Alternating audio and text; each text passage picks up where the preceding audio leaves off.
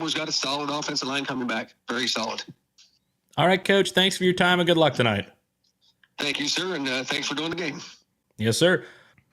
When we come back, we'll have starting lineups and keys to the game as we're almost ready for the Rocky Outdoor Gear Store Athens County Game of the Week here on Pure Rock 105. Since 1963, Donato's was built on 3 fundamentals: creating a superior product, hiring great people, and adhering to strong principles that promote goodwill in the community. Stop by East State Street and try out their appetizing pizzas, subs, salads, desserts, and beverages with party sizes available. Donato's only uses the freshest of ingredients with no artificial colors in their food. Eat fresh. Every piece is important. Only at Donato's on East State Street in Athens.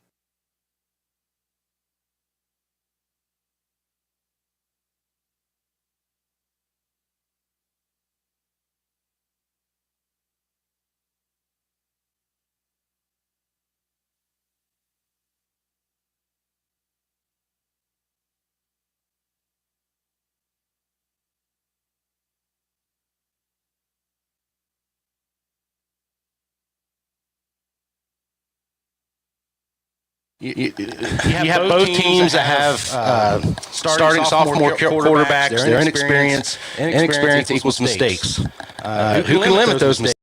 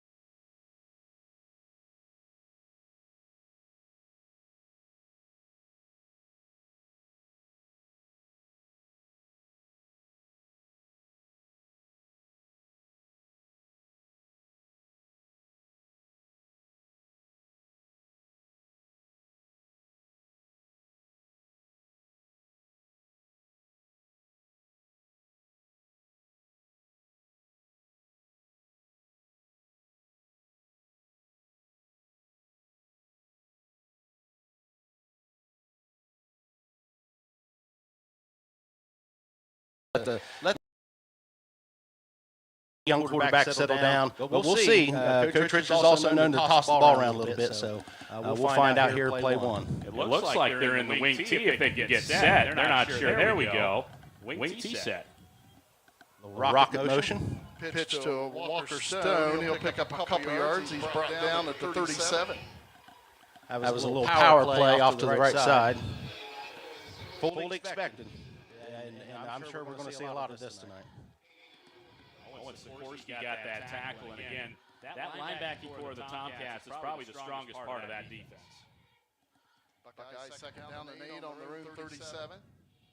Opening series of this game. Handoff goes to Dakota Cunningham. He picks up about 4 yards to the 41-yard line. I think the Buckeyes may have been an illegal motion right there, but they got away with it. He was going backwards. I think that's all right as long as you go backwards with it. The tight end down here was putting his hand down while he was in motion. And I think that's part of the reason why the Buckeyes got such a good gain on that play, because the Tomcats were confused by that motion as well, Ted. Yes. Yep. So the Buckeyes now with a third down and 4 on their own 41-yard line. Cameron Sullivan takes a direct snap. He runs with it. And he's going to be about a yard shy of first down at the 44. Sticking with the power run, off tackle. Moving the ball. Like to go for it. Definitely an interesting decision. I feel like Rusty was going to try to go for it here. He normally shows his hand pretty quickly. He likes to gamble a little bit in these situations. I would not be surprised if they're going to come out and do it. It is notable that Cameron Sullivan is also the punter, so a pooch punt could be an option, but he's under center. Yep. 4th and 1. Ooh. And Oh, man. Looks like he's got first down, picks up a couple yards to the 46. That was definitely second effort right there. Got that first down. It definitely was. Good job by Trimble initially to be able to hold him up, but you got a bunch of people behind him. Sullivan kept his legs moving, and that's the beauty, especially when you're running a QB sneak, of having a 6'2", 220-pound quarterback. Of course, 2 great coaches in this game. Phil Ferris in his 31st year. Half of those 30 years as Coach Trimble, he's won the TVC Coach of the Year, and Rusty Richards likewise. He's been here 8 years. This is his 9th season. He's won Coach of the Year in the TVC 4 times. And we have whistles blowing the play dead. The Buckeyes take a timeout. Which makes, I mean, Rusty kind of hinted at me. He might throw in a wing T look, and it looks like that came in over this week in offense, and it looks like you're still ironing out a few kinks. So far, it's working all right. It is Trimble's pace right now, though. It is 3 yards in a cloud of dust. Of course, both of these teams, powerhouses in Southeast Ohio. You look at TVC titles, Nellsonville-York is 125, which is the most of any team in the TVC. Trimble's 120, right behind them. In the playoffs, Nellsonville-York 21 appearances, Trimble 19. Buckeyes with a state championship in 81. Trimble 2013, 2018 state runner-up, and each team has won 3 regional titles. A lot of tradition with the Buckeyes and the Tomcats. You can already see Coach Ferris' defense. They're starting to tighten up. The linebackers are starting to creep in. They're starting to understand this is what Coach Richards wants to do. He's going to run the ball. It looks like almost a 5-4 right here. First and 10 Buckeyes. And he's lucky. It looks like maybe to get back to the line of scrimmage. Looks like they will mark it for a 2-yard loss back at the 44. A little Sally run. The nose guard blew that one up. And it looked like that was blown up to begin with. It kind of looked like Sullivan in the backfield just didn't really have any idea where he wanted to go with the ball. There was 2 or 3 different options. Almost looked like a triple option, maybe some sort of counter play, but everyone got tripped up in the backfield with that nose tackle getting in there. Now in the eye. Sullivan hands it off. And it looks like Austin Gautier on the carry, and he's brought down right around the line of scrimmage. No gain, and the Buckeyes will have a third down and 12. Phil Ferris looks like he's calling in the dogs right now. Blitz is the last 2 plays, and both plays getting blown up in the backfield. Well, here's your first big test for the sophomore quarterback, Cameron Sullivan. You have to believe the ball's going to be put in the air on this play. Third and 12. Buckeyes on their own 44 again. This is the initial drive of this game. No score. Buckeyes, 3rd and 12. Cameron Solomon, under center, quarterback. Man in motion this side. Solomon dumps it off. It is caught, but the Tomcats right there. Little waggle out into the flats. Yeah, they just sat right on top of it. Austin Gaultier on the reception. He gets back to the original line of scrimmage, but Buckeyes now facing 4th and 10. And that was a good job. That was something that, especially in the back end, the Tomcats did lose a little bit last year on that back end. Braylon Schutz and Gabe Freeburg last year anchored that. They're not here anymore. They graduated, but Matthew Moyer and Noah Smith, at least on that play, really good job in that secondary to close it down, and it's going to be a punt for the Buckeyes. Having your quarterback be your punter is certainly a threat. Nice run by Cameron Solomon. Return man takes it around the 17, and he's brought down after a 1 or 2 yard return. Excellent coverage by the Buckeyes punt team there. And nothing for, I believe that was Paul Sharp down there. Yeah, that was Paul Sharp. Nothing for him to be able to get anything there. So Caleb Morris on that tackle. So now Trimble will take over as Jim. Thanks for joining us for that first drive. Nice being here. Appreciate you having me. Of course, and you can listen to Jim all season long on our streams on the Total Media YouTube page all season long. As I think we get a little hydration break here. We might be.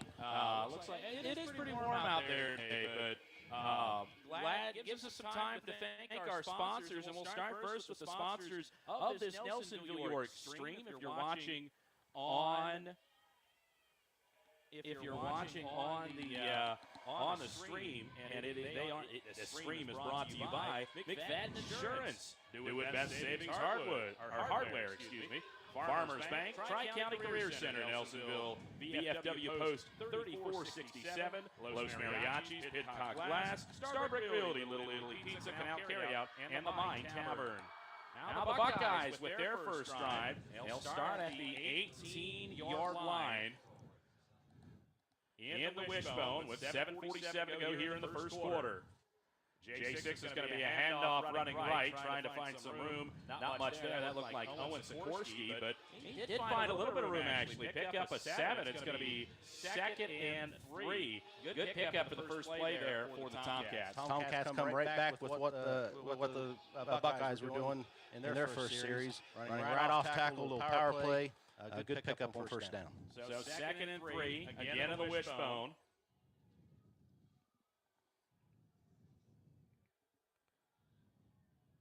J6 will take the snap and hand off. Nothing going there. Stood up right at the line of scrimmage. And that looked like it was Austin Gautier who blew that play up. It's going to bring up 3rd down for the Tomcats. Of course, both coaches told us that's where the game's going to be won. That's really the strength of both of these teams is on the offensive defensive line. You have these young quarterbacks. You want to be able to sit back and get those nerves out. So you have to run the ball. Of course, Phil always wants to run the ball anyway. So it's matching up perfectly with what we anticipated. And we'll see what he does on 3rd down if he runs again. They're in the wishbone again. J6 under center. And they tried to get NY to jump. Someone did a little bit of movement, but not much. Falling forward, it looks like that's going to be a first down. As that's Owen Sikorsky picking up 4. It is going to be a first down up to the 29-yard line. Essentially the same play being ran 3 times in a row. They're definitely looking to run off right tackle. And so far it's been mildly successful. Back in the wishbone again. Going to be saying that a lot. Luke Osborne is the fullback in it. So they hand it off to him. And it's going to be a toss play to the far side, and not much going. In fact, maybe a loss. Yeah. The tailback get outside. That was Sikorsky again. Caleb Lake gets the tackle for the Buckeyes. So that they are going to spot it. Still at the 29-yard line. So 2nd and 10 as we're halfway through this first quarter. Still scoreless. I don't think they're going to see too many drives this game, Tad. You might be saying that for a while, Carl. I'm not sure. I think about 5, maybe 6 drives total this game. I could see that happening. I love it. That's Dave Boston football right there. Wishbone again for the Tomcats. And it's again going to be a pitch. Sikorsky looked like he had a little bit of a lane there, but it filled up quickly. Only a pickup of 3, and it's going to bring up third down and long. And we talked about Cameron Sullivan's first test with that third down and 12 the last time. Now it's going to be third down, and looks like it's going to be 6 for the Tomcats here. Let's see what J6 can do. J6 is a great athlete, but he's young.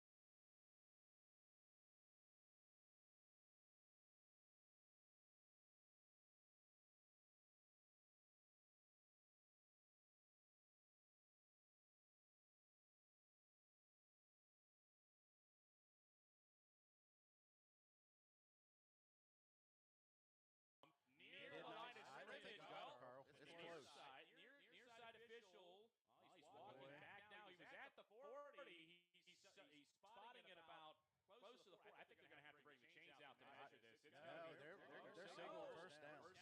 I'm 0 for 1, Carl. 0 for 1. Trimble is 1 for 1 on 4th downs. Too much. It is on the other side of that 39-yard line as the Tomcats have another first down. Already their second first down of the game, and it took them about 5 minutes to do so. Yeah. You have 11 guys on the Buckeyes defense, all within the line of scrimmage right now. And we're going to get a false start. Luke Osborne caught on his own two count there as he jumped out of the fullback spot. They'll back him up. First penalty of the game, and it's a false start. So it'll be 1st and 15 from the 34 for Trimble. Still scoreless here in the first quarter. 3:36 to go from a sunny Boston field.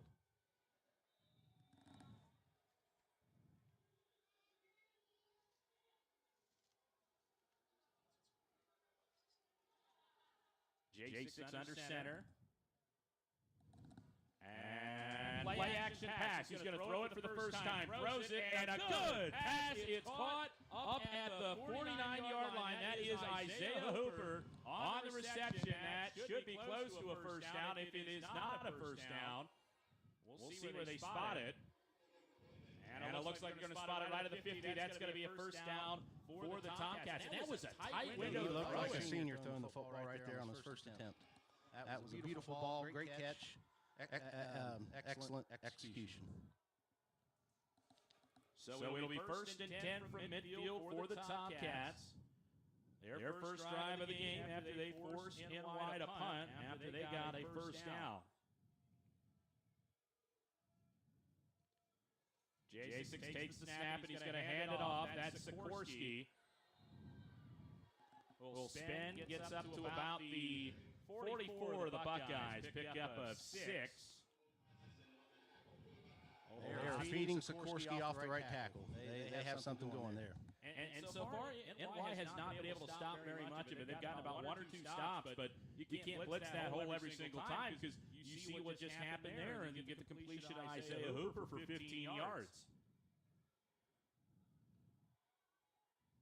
NY has every single defender within 8 yards of the ball on this 2nd and 4 snap. J6 hand off Sikorsky again, left side, and he's going to pick up 1, maybe 2 before he's pile driven into the ground. Grady Carlson in on that tackle. I believe also Caleb Layton as well. Still a pickup of 2, and it's going to bring up another third down for the Tomcats. Right now, the Tomcats' offensive line is staying lower than the Buckeyes defensive line. Simple as that. They're getting push, and even when they don't get a bunch of yards, they're at least gaining some yards. They'll break the huddle. With 1:35 to go in this first quarter, 3rd and 1 from the Buckeye 41. It's going to be a QB sneak.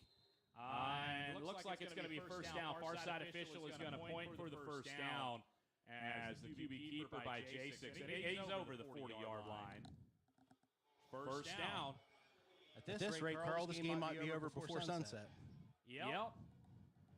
What else do you expect from this, though? I mean, it's one of those games that you kind of expect to see a very quick knock-em-out, drag-em-out game. And again, we talked about it. I think 6 drives might be about all that you'll get. Trimble's hogged the ball for about the last 7 minutes, and they're still at the Buckeye 40-yard line. 1st and 10. Still in that wishbone. J6. Play action, and going to try to keep it. It just falls down. And that's probably a good – and that's, again, another senior play. Even though he takes a loss of about half a yard there, it's self-preservation there. It's the first game of the season. You have, Will Odenthal looking down at you there. That's self-preservation. Slide down, live to play another down, although they're going to mark it back. Yards. I thought it was only a loss of 1, but it's going to be a loss of 2, 2nd and 12. But still, self-preservation, especially with the way that the Tomcats are running the ball right now, you can live in 2nd and 12. Not very often, but you'd rather take that over a fumble or getting hurt. That's great to see from a sophomore quarterback. Just make the smart play. You don't have to be the superstar. Just make the smart play. J6 handoff against Sikorsky, and Sikorsky gets bottled up, and it's going to be 3rd down and long. Pick up a 3 up to the Buckeye 39-yard line, but it's going to be 3rd and 9, but I think that's going to come after the first quarter break. As we played 1, and there's no score here at Boston Field. Nellsonville-York and Trimble tied at 0. You're listening to the Rocky Outdoor Gear Store, Athens County Game of the Week on Pure Rock 105. Are you age 55 plus and ready to make a difference in your community? COAD's AmeriCorps Senior Retired Senior Volunteer Program allows seniors age 55 and up who pass a background check to help with community-based services such as veteran services, disaster relief, and environmental care through local nonprofits. If this interests you, please contact Danielle Woodyard at 740-286-4918 or email dwoodyard@coadinc.org. COAD, the Corporation for Ohio Appalachian Development, is here to help you and the community. If you're a small business owner, you know what you mean to your customers. You're the local pro, a neighborhood problem solver, a person in their community they know will treat them right. State Farm agent Shauna Stump is no different. Shauna runs a small business in Athens too, and she's perfectly positioned to understand your needs and help you protect your small business. Stop in or talk with State Farm agent Shauna Stump for small business insurance today. We're back at Boston Field as we switch sides. Now Trimble going right to left on your radio dial into the sunshine here at Boston Field on a 3rd and 9. A little bit more of a spread offense here. 2 split out. Play action pass. J6 in trouble. He's all the way back to the Trimble 40-yard line, still trying to get loose. Wow. He's lost a little bit, still on his feet before getting knocked out of bounds at the 50-yard line. It's going to be a loss of 10, but it could have been a loss of 20. My goodness. He showed his athleticism there. I know it was a sack, but Lord, he was breaking tackles as a quarterback, and he's slick, I can tell you. So it'll have to be a punt here with 4th and 19. And coming out will be Owen Sikorsky. 10 yards back. Long snapper is Trevor Goen. Sort of just like the Buckeye situation. In this case, they have their tailback punting for them, the Tomcats. And so I think Trimble didn't have everybody they needed out there, and so they're going to call their first timeout of the day. We'll stay right here, but nothing so far. Both teams driving pretty far out there, but nothing so far offensively. I mean, Trimble got a lot farther than what NY did, but just the rush of the Buckeyes. This defense, I wouldn't be surprised if we only see one score in this entire game, Tad. And when you have a close game, tight game, low-scoring game like that, it usually comes down to special teams. One mistake with the special teams, and that could turn the tide and win the game or lose a game for a team. So Tomcats coming out here for the first punt of the season. We'll see how they handle the whole snap and kick.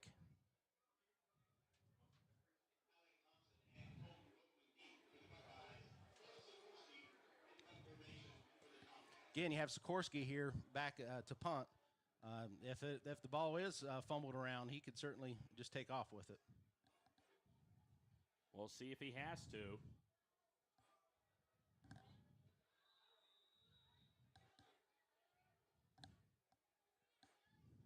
It's a low snap. It bounces. He's able to grab it and punt it. Beautiful ball. It's going to be fielded about the 10-yard line. It dropped immediately. Down there is, it looked like that was that Walker Stone? I believe so. And a sophomore right there, kind of showing his youth. I would have let that go, but it's just a great punt from Sikorsky there, and it's going to pin the Buckeyes inside their own 10. They're going to have to go about 95 to put points on the board. Really, what Coach Richards is looking for here is just a couple first downs. Let's flip the field again. And if you can do that, you feel positive. But certainly you're always trying to score, but you definitely want to get a couple first downs to get your back out of the end zone. And the first one's going to be a handoff. And, wow, driving through some players there. That was a really good carry by Gaudier.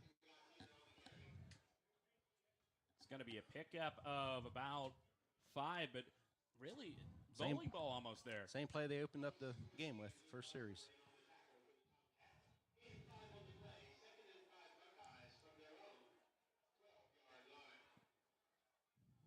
A little unbalanced set here. Yeah, a little bit more spread out. It's going to be another handoff, finding a little bit of space and finding a bit more space all the way up to about the 29-yard line. And that is Gaudier again. The Buckeyes were in an on a overload to the right-hand side, and the Tomcats did not adjust. At least I didn't see any kind of adjustment, and they were able to run right off the tackle tight end side. And that ends up in a gain of 17 yards on the rush for Austin Gaudier, and the Buckeyes with a little bit of rhythm here. Twins left. Well, it looks like unbalanced again over the other side. It's going to be a handoff. Gaudier and the Trimble Tomcats adjusted that time. No gain, if that. Looked like the defensive line slanted to that overload to the left. And it was the linebackers who got him, Colton Ward and Mason Hart. Mason Hart, the linebacker. Colton Ward might as well be a linebacker, just playing a defensive line. Mm-hmm. 2nd and 10 for the Buckeyes. Scoreless here, second quarter, 10:20 to go. And looks like the pistol with 2 wide receivers on the near side. Fumbled snap, and Sullivan just falls back on it, but it's going to be a loss of about 6. And that's a smart decision by Sullivan. If he tries to pick that ball up, he's probably going to kick it around, and it's going to be a turnover. You got to limit turnovers in a game like this. But it's going to bring up a 3rd and long. It's going to be 3rd and 17. So far, the Buckeyes 0 for 2 on 3rd down. Did convert a 4th down, but the last 3rd and long, only a short pass for Sullivan. Let's see how much Rusty Richards trusts his young quarterback here. Trips to the far side, 1 wide receiver to the near side, all outside of the numbers. Ball's on the middle hash here, 3rd and 17. Sullivan back to pass, in trouble. It's a screen pass, and it was blown up immediately. That was Colton Ward.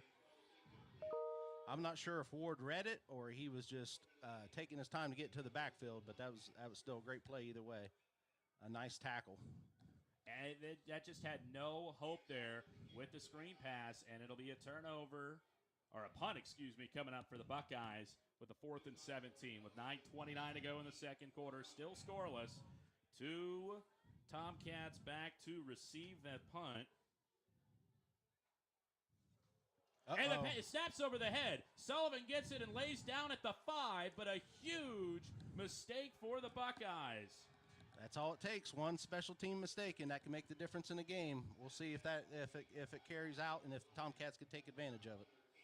They'll have a very short field at the Buckeye 5-yard line with 9:25 to go in this second quarter. This is the perfect opportunity for Trimble to score, especially field position's key, and you can't have any field position better than this, but you have to be able to convert this.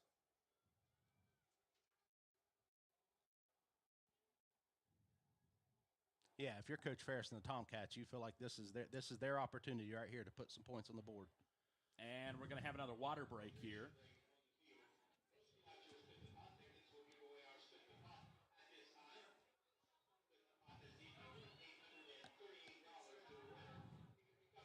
See if we can get any score updates. Dust off score stream for the first time this year. Maybe. Well, maybe we won't. There we go. Waterford and Alexander still scoreless. South Gallia leading Southern 7-6.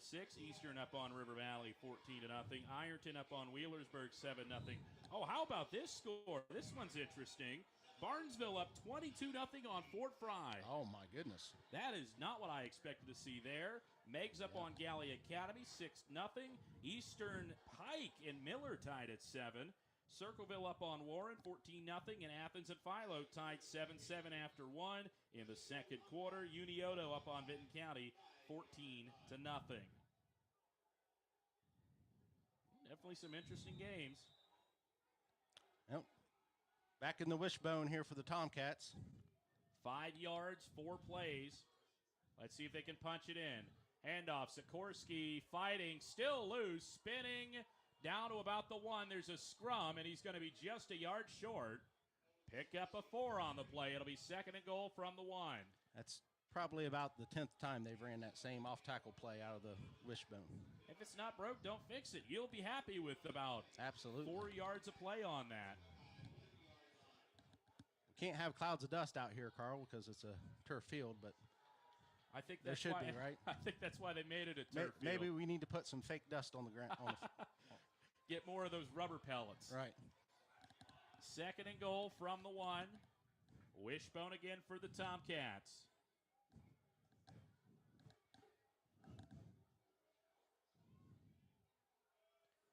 And it's a handoff. Sikorsky trying to fight his way through. Does he get in? No. Just short again, and it's going to bring up 3rd down and goal from inside the 1. Looked like he was going to try to jump over the line, but he got hit before he could launch himself. Trimble on the day, 2 for 4 on 3rd down. It's a big play here. You got to get. You do have 2 plays though. I cannot imagine Trimble's going to kick the ball, kick the field goal. And I agree with Carl. Looks like an equipment malfunction or something. Is that Sikorsky? I think that is.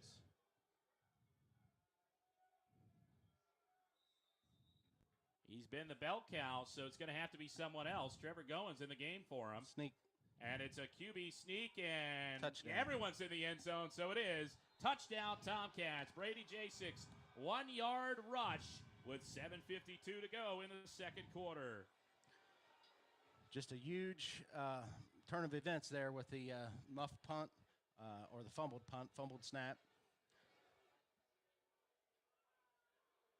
And in a game like this, that could be all it takes. We'll see if the Buckeyes can answer back. You have to wonder if Coach Richards isn't biting at the bit to let his young quarterback toss the ball around here. But there's still plenty left in the game. And this is new, a swinging gate formation for the Tomcats. Never thought I'd see that. It's going to be a handoff on the sweep, and it doesn't look like they're going to get the 2-point conversion, but maybe a new dog can learn some new tricks with a swinging gate from Phil Ferris. I was watching the pregame and paying attention to both teams, their kicking game, and the Tomcats looked like they had some inconsistencies in warm-ups, and so that might be why Coach Ferris decided to go with the 2-point conversion. And the swinging gate wanted that, though. Right. We'll take a 30-second. You never know what Coach Ferris is going to pull out. You never know. You do never know. We're going to take a 30-second timeout. Trimble leads 6-0. You're listening to the Rocky Outdoor Gear Store, Athens County Game of the Week.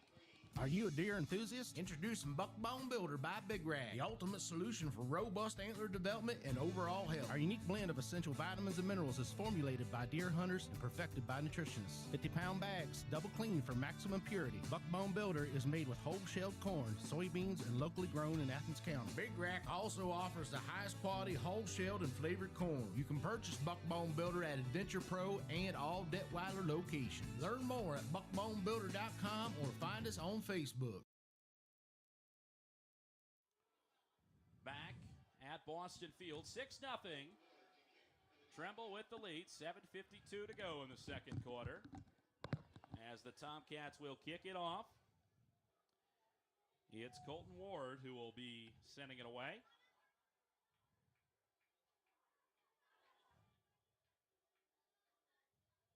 I'll send one of the kicking balls back over to the sideline.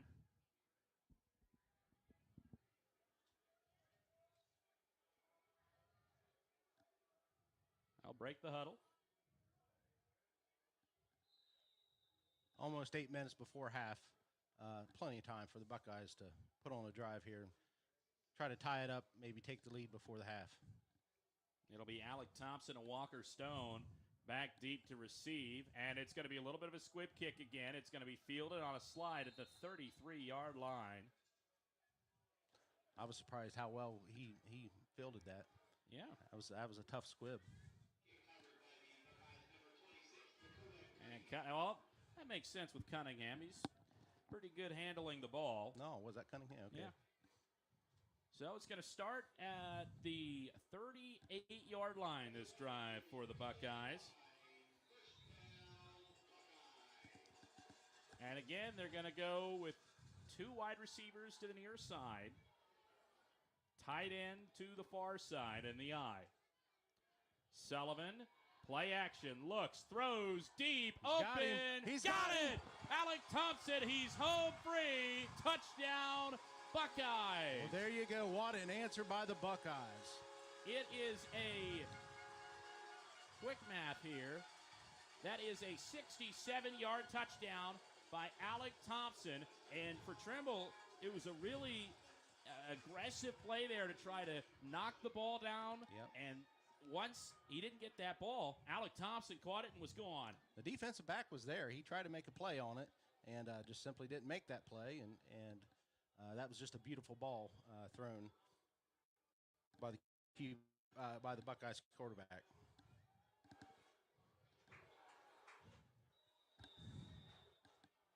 And they're going to line up for the extra point here. Cameron Sullivan kicks the extra points.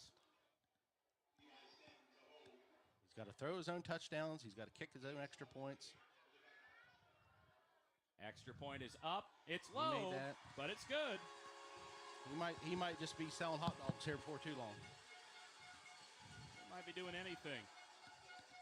Extra point is good, and just like that, the Buckeyes retake the lead, 7-6, and that's the big momentum play. You absolutely have to. You need those in a game like this, and Trimble, you got to fight back now. Yeah, Carl, I cannot tell you how impressed I am with these two sophomore quarterbacks starting this game.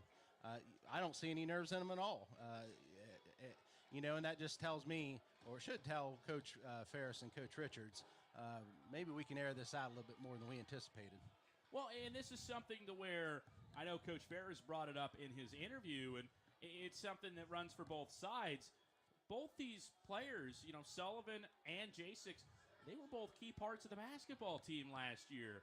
For both of them, J6 obviously played about 15, 20 minutes for Howie Caldwell and his Tomcat basketball team last year, especially in the postseason. And Cameron Sullivan got some big minutes as a big man in Blaine Gabriel's scheme. So even though it's not football, that still helps. You've already been through those big pressure pack situations as a freshman playing basketball, which arguably that's even more. You've got the fans closer to you. That's really impressive, and I think that's part of the reason how these two young quarterbacks are really showing out so far today. Squid that was punt, not on and- purpose. Oh my goodness! He kicked the tee to the 33-yard line. The ball stopped at the 45. Yeah. And believe me, that does hurt the foot. That hurts the foot. You're the kicking expert on that. Yeah. That's gonna be sore in the morning for that young man. I think that'd be about me if I tried kicking anything, especially kickoff. I think I'd hit more of the tee than the ball, but it's going to give good field position for the Tomcats. They'll start at the 44-yard line, their own 44-yard line, but real close with 7:37 to go in the second quarter. No hurry-up needed. Wishbone formation. J6 will hand it off. That's Sikorsky around the far side. Finds about 3 yards before getting wrapped up at the 40. Well, they'll spot him at the 46. So only a gain of 2. It'll be 2nd and 8.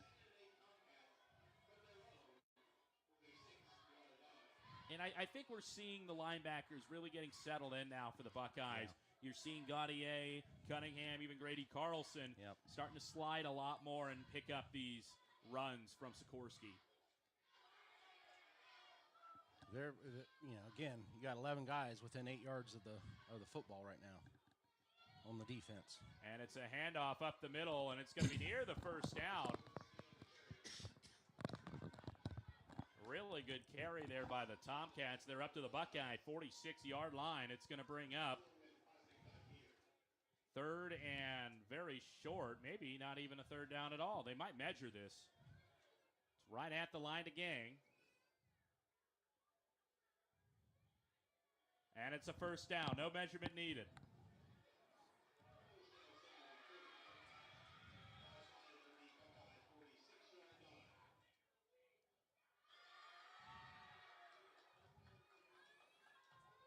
Wishbone formation again for the Tomcats.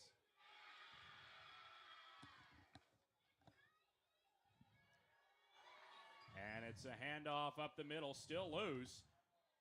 A really good pickup there. That was Sikorsky again.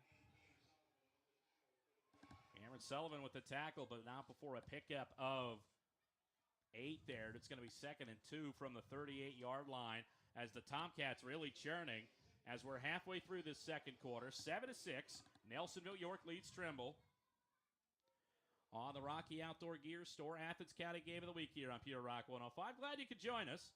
Wishbone formation for the Tomcats. Again, going to be saying that in my sleep tonight, but that's what you expect out of a Phil Ferris team. 2nd and 2. It's going to be a handoff. J6 to Sikorsky. Sikorsky finds some room. Keeps fighting ahead. He's down near the 30-yard line. Looks like they're going to spot him at the 32. It's going to be enough for a 1st down. Tomcats are just winning up front right now. They're getting a push. And we're seeing substitution coming in. Brennan Tomlin is coming in, and looks like that's Dakota Cunningham coming off. It might have been Cameron Sullivan, actually, too. You just got to find some push, and that's one thing. Trimble normally a little bit more undersized than Nelsonville-York at times throughout this rivalry, but I think especially on the defensive end outside of Tomlin and Odenthal, who won't play all the time, Trimble's offensive line has a bit of an advantage this year. This is going to be a handoff up the middle, trying to find some space. None there. And Coach Ferris talked about that in his interview.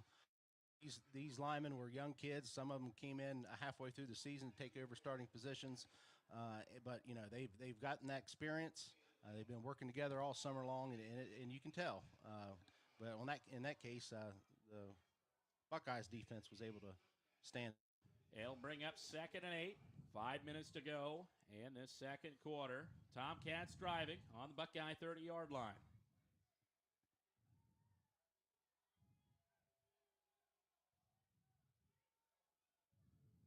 It'll be the wishbone again. Sikorsky looks to be the back on the left. And the wishbone. Let's see if they run to the right. J6 will pop up, and it looks like there's a flag down. Delay a game, I believe. Play clocks. Oh, no, the play clocks are working, and you just couldn't see it with the sun. Now the sun's starting to peek down, and, yeah, that is going to be a delay of game. was wondering why those weren't on. So now you're going to have second down on about 13, Carl. So is this where Coach Ferris lets his young quarterback,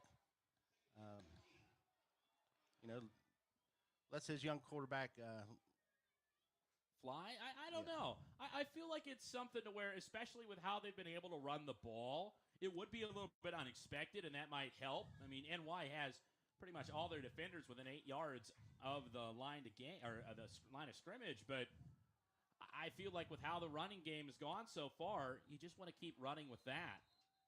I was trying to see if and we're going to see a timeout. Yeah. There was something going on over there, and it was distracting me from what I was saying. I think there was something wrong with one of the players there, and I couldn't catch what was happening. Well, while we have a minute, let's run through our sponsors for the Rocky Outdoor Gear Store Game of the Week. And it is, Rocky Outdoor Gear Store, McFadden Insurance, Stop and Cop, Integrated Services, Tri-County Career Center, Donato's, Wendy's, Caudill Chipping, Jackson County Health Department Search Program, Holzer Health System, State Farm Insurance Agent Shauna Stump, Tammy's Country Kitchen, and sponsoring our Lineman of the Week again this year, Doug's Carryout. And right now, I'm sure there's quite a few people who are lining up for consideration for that. Oh, absolutely. Of course, can't forget Buckbone Builder by Big Rack. Kurt, big supporter of us, of what we're doing at Total Media and Pure Rock. And I have to believe this is the kind of game he'd enjoy watching. Absolutely. And it looks like it's in the eye now. Wide receiver split out to the far side for the Tomcats. First time we've seen them out of the wishbone. And it's going to be a play-action pass. J6 back to pass. Still looking. J6 looking. He's going to try to run for it. And gets out of bounds. Not much there. Maybe about a yard. It's going to bring up 3rd and long. Yeah, he just had nowhere to throw the ball. Excellent coverage by the Buckeye secondary.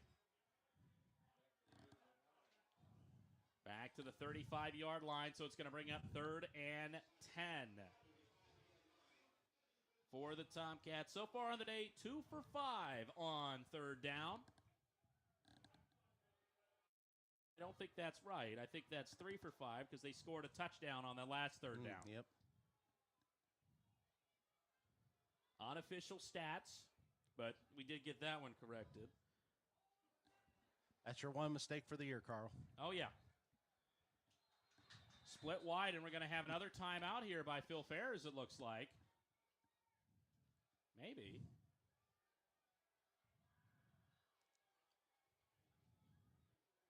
Resetting the play clock. Resetting the play clock. Yep.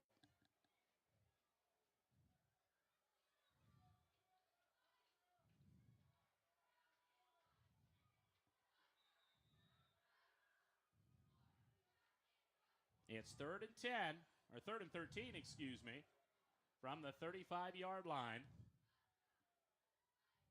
Back to pass, J6, straight drop. Still looking, running to the far side, looking, throws on the run, and is that caught? No, he dropped it. Incomplete, but still good coverage there by the Buckeyes. That's not a terrible throw from J6. He threw it right by the out-of-bounds line, maybe a little bit farther to the right so that it's only where your guy can catch it or it's out of bounds, but still a solid throw to try to get that out, but still it's going to bring up 4th and 13, and let's see, are the Tomcats going to throw it again here? Yeah, Osborne was open early there, but J6 just didn't see him, and by the time he saw him, it was too late.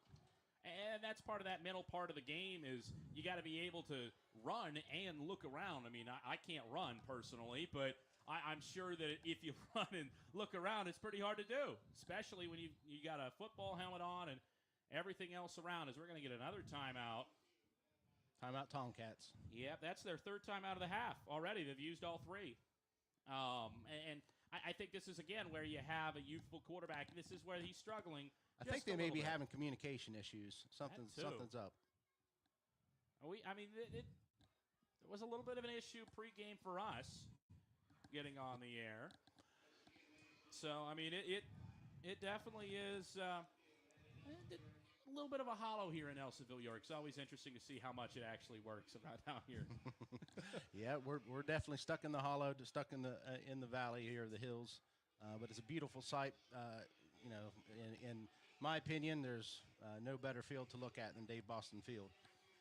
It is absolutely beautiful, and especially you get those skies as well. Yeah. And like you got a nice little sky up there, the clouds running through, especially once you get in later into the season where it gets sundown right around kickoff. It's just absolutely beautiful. And these the fans have packed the stands tonight. They certainly have, and even quite a few people standing around outside of the track. Trimble's going to go for it. Trips to the far side. One wide receiver to the near side. J6 back to pass. Going to roll a little bit to his left. Now looks. Throws. Wide open. Osborne through his hands. Might have been close to stepping out of bounds anyways. He was open. He had him. Just barely overthrew him. That was a good ball. And it was, but it's still going to be a turnover on downs. And the Buckeyes will get the ball at the 35-yard line, their own 35-yard line, with 4:15 to go in the second quarter. Buckeyes lead the Tomcats 7-6 here. If you're Coach Richards, you want to milk this clock for the next 4 minutes. You want a nice long drive. Hopefully go down and put some more points on the board before the half. You don't want to see the Tomcats get the ball back for the first half. You certainly don't.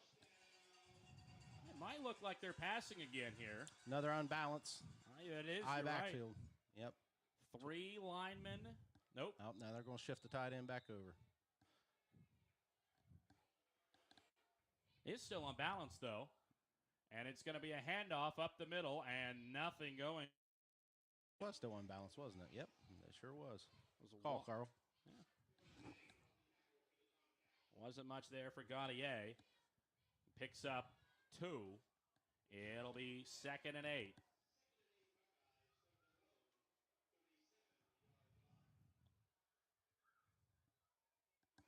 And White taking their time. I think even if I think they're happy passing the ball and kind of just letting the time flow a little bit here.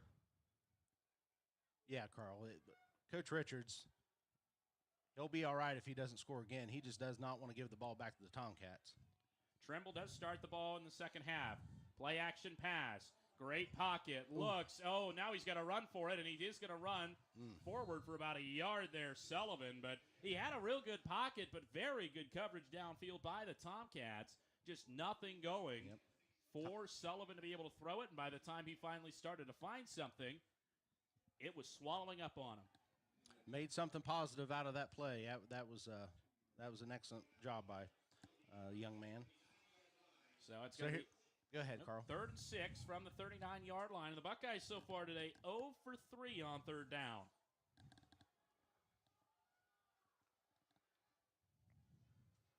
Trying to take as much time as possible. Play clock down to 5. They might need to use a timeout here. Well, they got it off. They got to snap it. Back to pass. He's Looks, open. throws open, and it might have gotten tipped. It was too much pressure up front. And it's going to be 4th and 6 from the 39-yard line, and it looks like mass substitution coming in. I think we're going to see a punt here.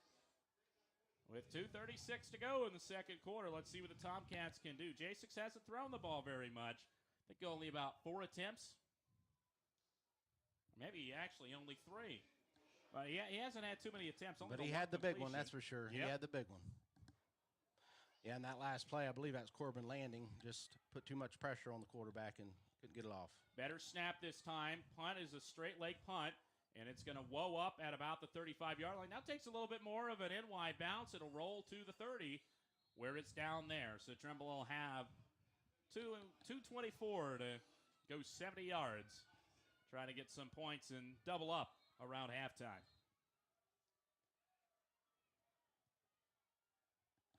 Let's see how much confidence Coach Ferris has in this young quarterback here. J6, he's been doing an excellent job as far as, taking care of the football. But, we have 2:24 left here. That's certainly enough time to drive down and get yourself a score. But, again, you also don't want the young man to make a big mistake here and give the ball right back to the Buckeyes before the half. And that's the big thing is you have to be careful with that because you can very easily make the big play, go 70 yards down the field in one play. But it can also go 30 yards the other direction. Yep.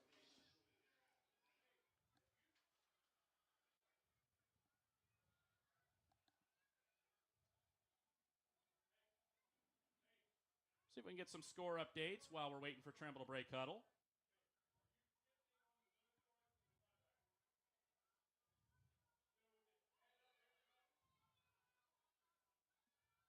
Again, well, if it'll load. Here we go. I've been super impressed by both of these lines, both on the offensive and defensive side. These kids are physical. I formation for the Tomcats. And J6 will hand it off to Sikorsky. Sikorsky, big hit there. Still going to fall forward for a pickup at 2, but my goodness, he got popped there.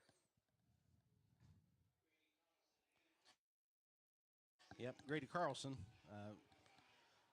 stuck him. That was a hit stick. Hurry up for the Tomcats. Play action. Oh, my goodness. Ooh. What a play. Was that Odenthal? I couldn't catch it. No. 76. It was not Odenthal. It was Xander Woods. Boy, How he about shot that through play? like a rocket. He shot through and then just dove out and grabbed the ankles of Brady J6 to bring him down before he even had time to get through his play fake. I couldn't really tell if that was a slant by the young man or if he was running a stunt, but he was in the backfield before the quarterback could even turn around. Very impressive play. It's going to end up being a loss of 6. And NY called a timeout to try to get the ball back with 1:57 to go in the second quarter.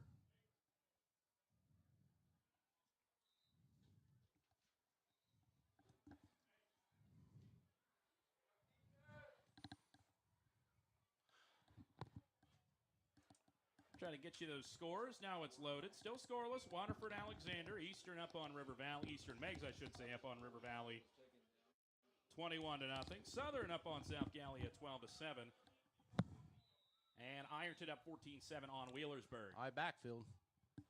J6 screen pass. His spot pass. Run out to the far side and through the hands of Paul Sharp out there. A little high, but certainly could have been caught. It's one of those to where you kind of hear the footsteps, especially on those screen passes. The cornerback, as soon as he sees what's going on, he's running at you. You hear those footsteps, and you get a little bit worried, right. And lapse of concentration is all it takes there. In that particular play, you don't have anybody out there blocking for you, so when you catch that ball, you know that corner's coming, and you got to be ready. And he may have taken his eye off the ball as a result of that. And that was third down. Down marker, or the scoreboard had it wrong. But fourth down now. 4th and 16. And out to punt is Owen Sikorsky. A little bit of a low snap, but he still sends it away.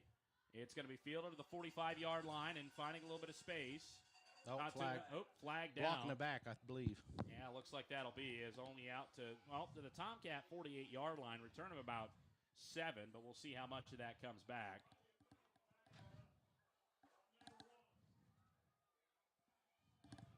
As on the return there, that was Colton Bookman. Was a block in the back, Carl. Yep. So that certainly moves the Buckeyes back. You have to wonder now if Coach Richards just decides to set on this a little bit. If they had the ball at the 50-yard line to start this series, Coach Richards would have definitely been pushing the ball down the field. But now you might just want to go to halftime. Oh, now hold on here. They haven't placed the ball down yet. And we're walking past the Buckeye 40. Should be 10 yards, and they're going to try to spot this at the 38. Was the flag at the 48? It was around the 50-yard line, yeah.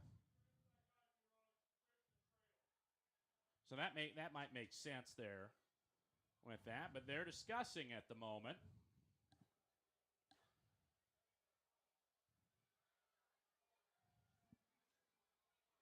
See if we can squeeze in a few more scores. I do have another big update on the Barnesville game. It's 30-0 right now. Barnesville up on Fort Fry. Wow. Did not expect to see that. Also just saw Eastern Pike up on Miller, 14-13. Here, 1:44 to go, and it's going to be a handoff, finding a little bit of space. Well, ISO play. Yep. Out of the eye. And that's Gaudier. He's going to pick up About to pick up a 7 there up to the 44-yard line. A little reminiscent of Justin Gale there, out of the eye. And they're back in the eye, 124 and counting in the second quarter. This is going to be a pass. Sullivan throws. Oof. Alec Thompson, good throw there. He's getting knocked out of bounds at the Tomcat 43-yard line. That was a great job. Great throw. Throwing it over the defender there. Yeah. Sullivan, good touch on that ball. Outside linebacker, I believe he was underneath it and just wasn't able to get up high enough to deflect the ball. That was an excellent pass. With Thompson getting out of bounds, it'll stop the clock with 1:16 to go. Buckeyes now on the 42-yard line of the Tomcats. Back to pass, and it's a QB draw. Sullivan finds a bit of space. He's got a first down and more. Still on his feet, driving down to the 26-yard line. What a tough run that was for the young quarterback. That kid is not afraid to put his nose in it. He's certainly not, and that's going to be a pickup of, looks like about 14. Down to the 26-yard line. Now trips to the far side. Clock's running, under a minute to go now in the second quarter. Low snap, rolling to his left. Sullivan in trouble, steps up. Sullivan still in trouble, still stays up. Finally dropped at the 30-yard line. And they're immediately going to get a timeout, Nellsonville-York, with 51 seconds to go. It's a loss of 4.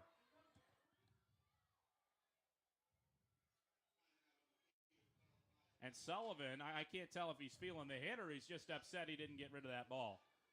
It looks like he's kind of feeling that hit. He's limping a little bit. He's a little tired. He's a little tired. First game of the year, and you expect this. He's taken a couple hard hits here. He's running the ball hard. He's definitely going to be winded.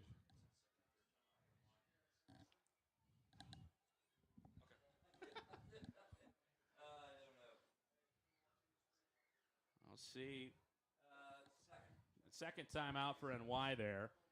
I think I put down one of the hydration breaks as a timeout for the Buckeyes. So they've got one remaining with the 2nd and 14 from the Tomcat 30-yard line. But obviously you got to make sure that Sullivan's all right. He's all right. Young man's just tired. That was 2 back-to-back tough plays right there that he took some big hits on. Broke a few tackles.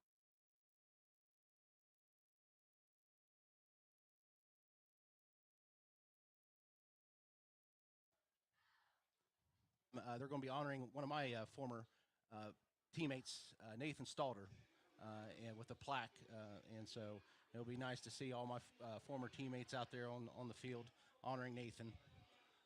Great athlete, even a better person.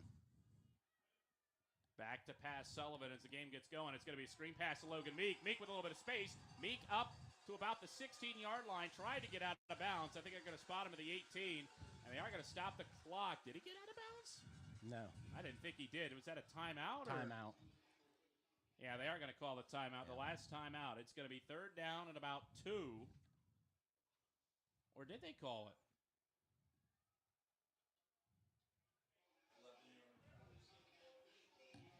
I don't think they called the timeout there, but the clock stopped. I didn't think he got out of bounds.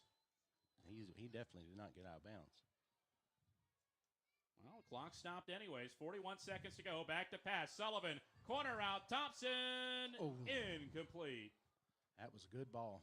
It would have been a heck of a catch. Corner had really good coverage. And so that's going to bring up, and by the way, NY still has not converted a 3rd down. They're 0 for 5. So now 4th down. They have converted a 4th down, and I'd imagine they're going to go for it here. With 36 seconds to go in the second quarter, it's 4th and 3 from the Tomcat 19-yard line. Line to gain is a 16. Solomon definitely has the leg to make this field goal if they wanted to go for it, but Coach Richards, he's deciding to go for it here. Got to go. 5 seconds on the play clock. Unbalanced. That's interesting. And they're going to hand the ball off. Oh, my. Huge Gaudier up to the 8-yard line. Now, wow. I think maybe the Tomcats didn't think the Buckeyes were going to snap the ball there. I don't think they got it off. The play clock was at 0, But nonetheless, it's going to be a first down for the Buckeyes. Unbalanced right again. First out of the goal. eye.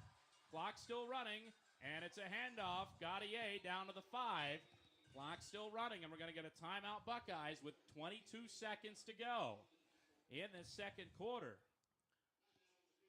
This is a huge moment in the game, Carl.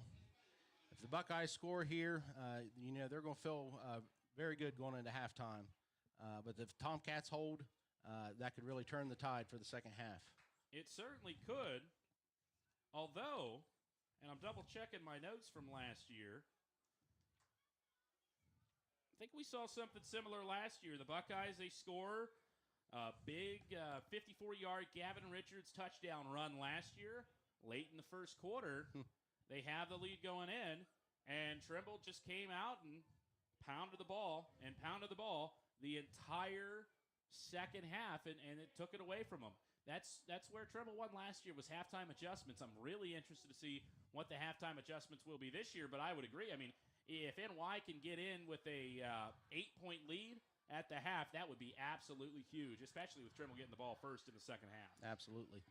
And Coach Richards talked about that. He talked about the fact that last year in the second half, they just didn't make the necessary adjustments. They weren't able to stop the Phil Ferris run the ball right down their throats, and then they lost that game. But we'll see if they learned their lesson in the offseason. Trips right. Offset back. See what they do. Probably passing from now on with no more timeouts. Sullivan looks, throws, he is corner open. out, wide Whoa. open, touchdown. Alec Thompson.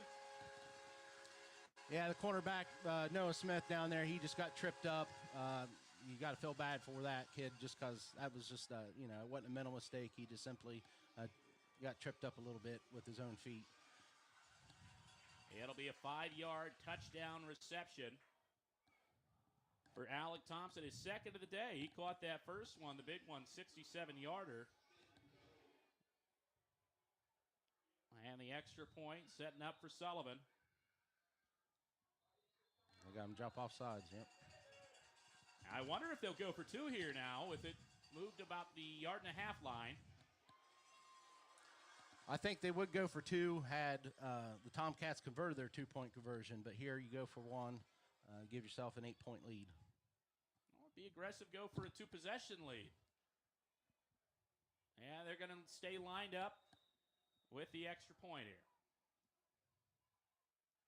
High snap, put down, kick is Good up, and good. You take the points, Carl. You take the points when it's this early. And that they do, and the Buckeyes take a 14-6 lead over Trimble with 18 seconds to go in the second quarter. We're going to have a very difficult time choosing our Ducks carryout lineman of the week, Carl. We truly are, and it might just come down to the defensive place like what we saw from Xander Woods. Yep. But a lot of deserving linemen, and that's what you would expect. I mean, both teams, both coaches knew coming in it was going to be one on the offensive line and through defense. And right now, despite Trimble had the edge in the first quarter, but right now the second quarter, NY is really getting their push forward with their offensive line. Now, I wonder if we'll see a little bit of trickery here from Trimble on the kickoff return, maybe one of those throw across plays. 18 seconds left. I wouldn't be surprised if the Buckeyes don't squib the ball here just to prevent any big return. And Ny's got about 9 players within 12 yards of where they can be.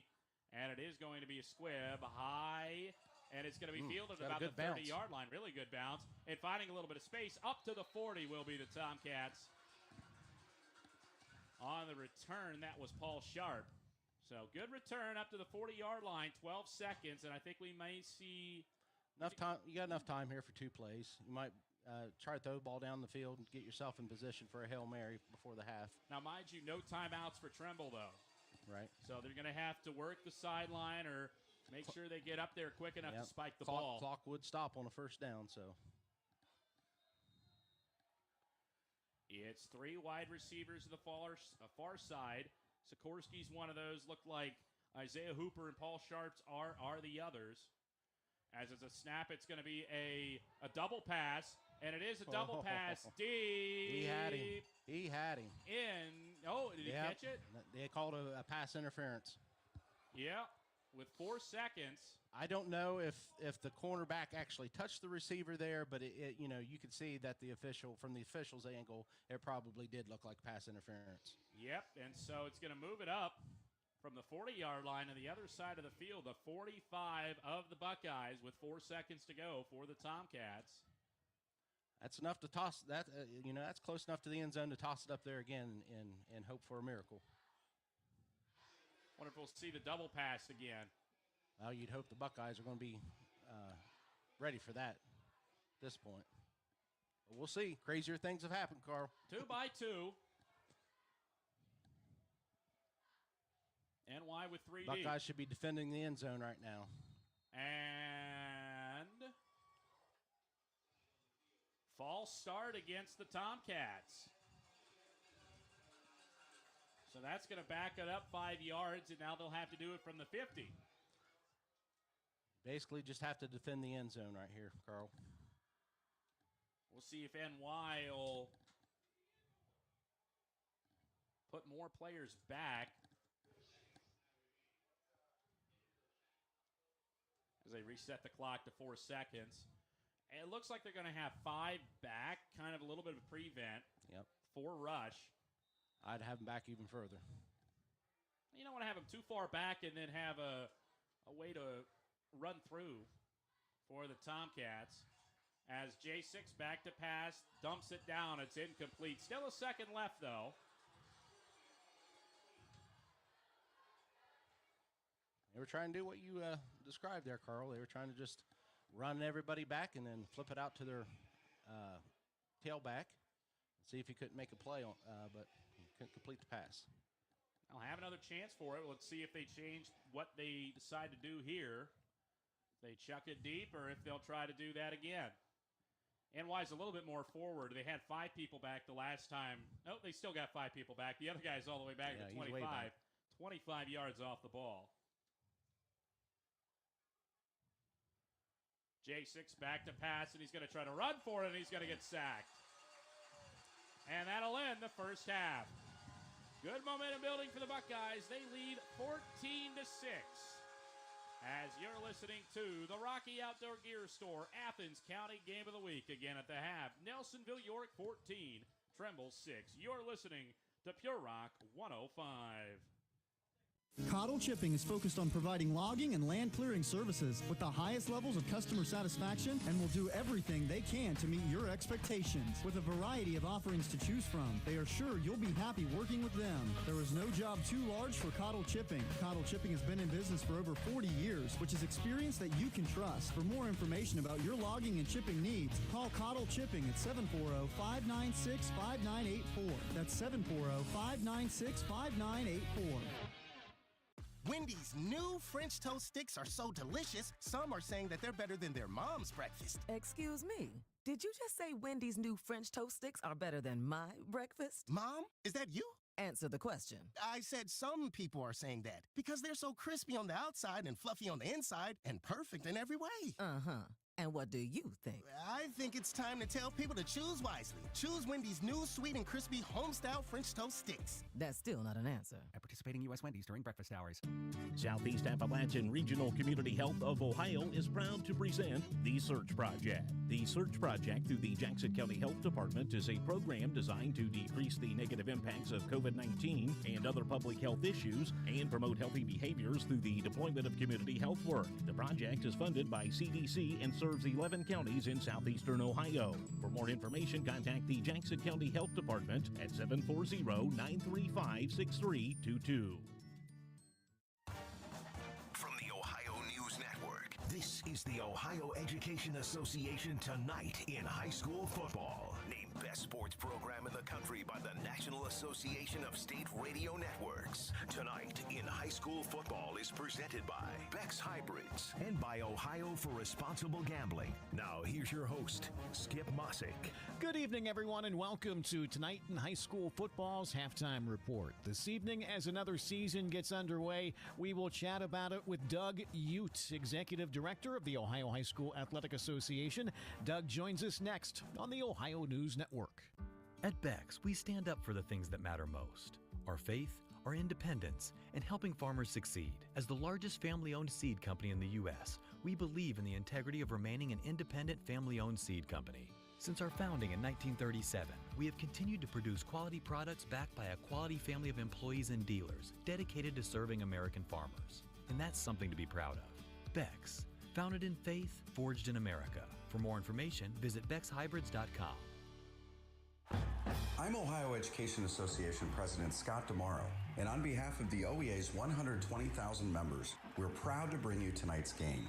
Our members are the public school educators who coach your kids on and off the field, because we believe in the potential of every student and their right to a high-quality public education, no exceptions.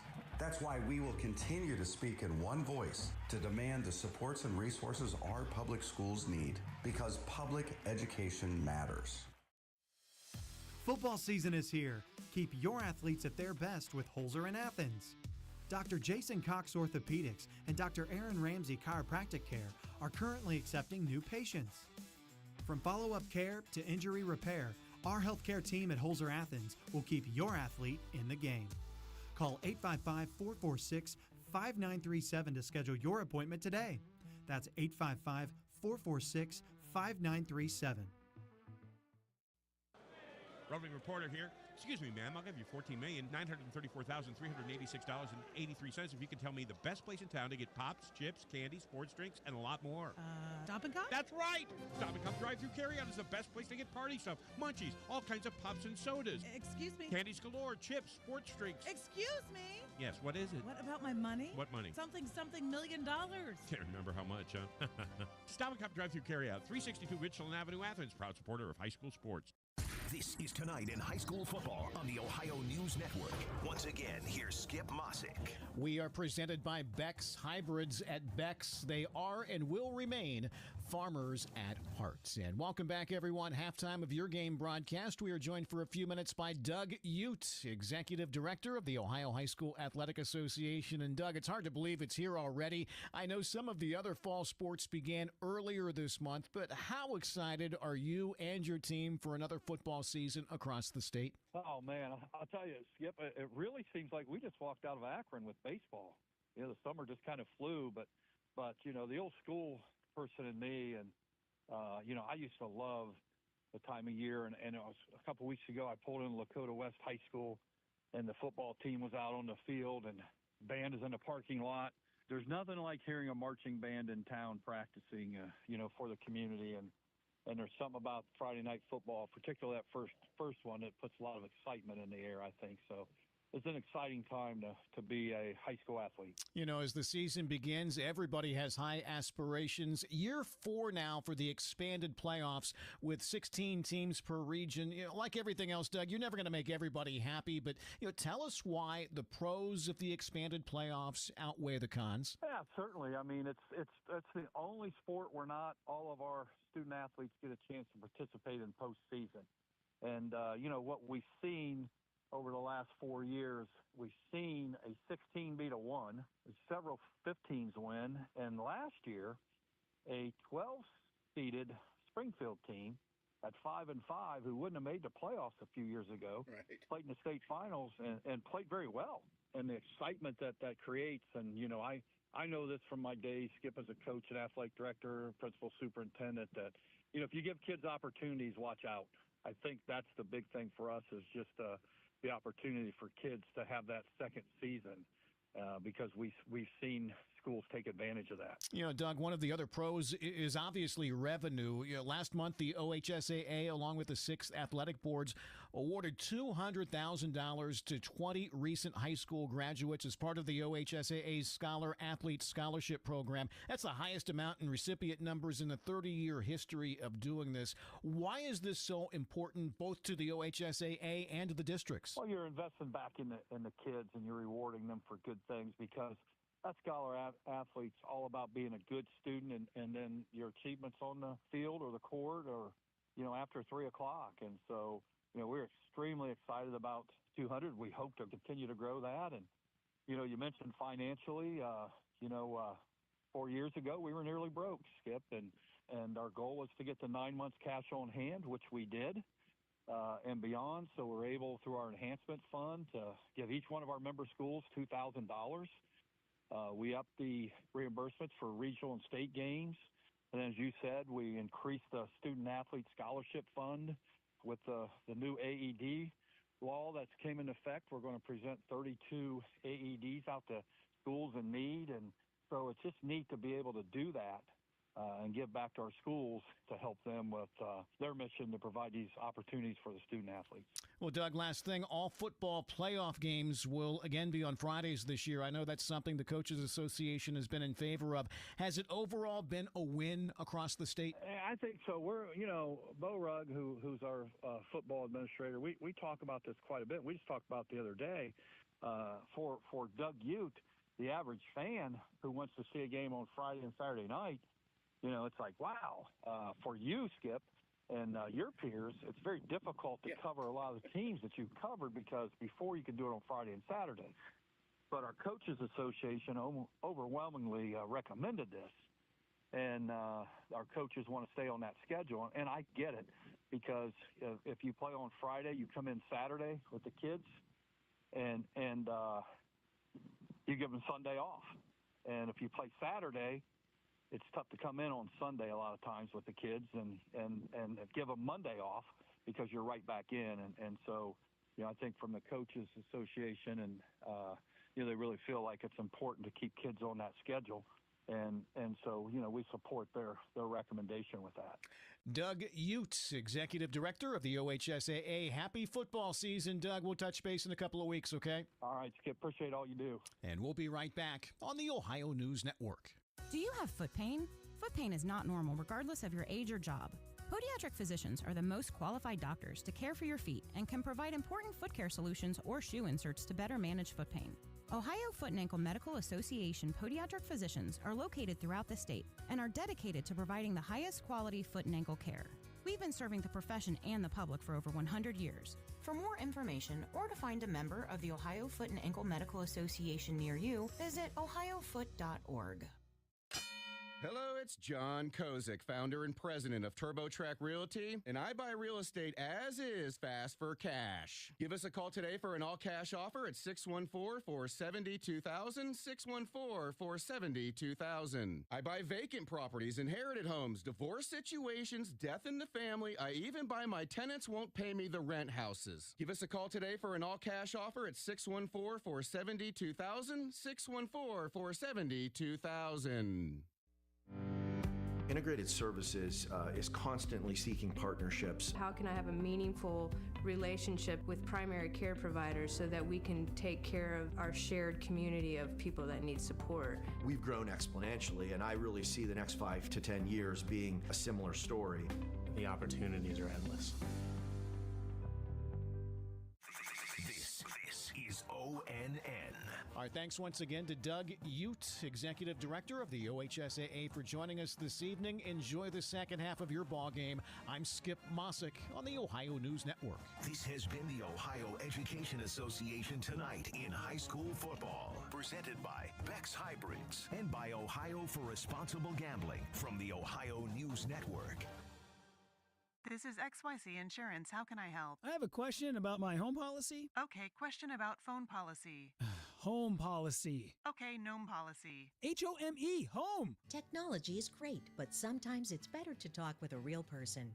With Erie Insurance, you have a caring, independent agent who's with you from beginning to end. Your Erie agent is McFadden Insurance. Get a quote today by calling 753-1905. Go to erieinsurance.com for company licensure and product details. We're back at Boston Field. Carl Blaylock, Tad Steinbrück with you here on the Rocky Outdoor Gear Store Athens County Game of the Week. Nellsonville-York leads Trimble 14-6. Let's go through some other scores that we're getting from Gavin Carrick back at the Pure Rock 105 studios. Appreciate him. Some of the TVC scores. Alexander and Waterford scoreless currently. Athens at Philo tied at 14. Makes up on Galley Academy 14-12. Eastern Reedsville up 35-0 on River Valley. Unioto up 31-0 on Vinton County. Wellston up 7-0 on Oak Hill. Monroe Central up 40-0 on Belpre. Federal Hocking and Franklin Furnace Green tied at 0. And Southern up on South Gallia 18-7. A few other scores.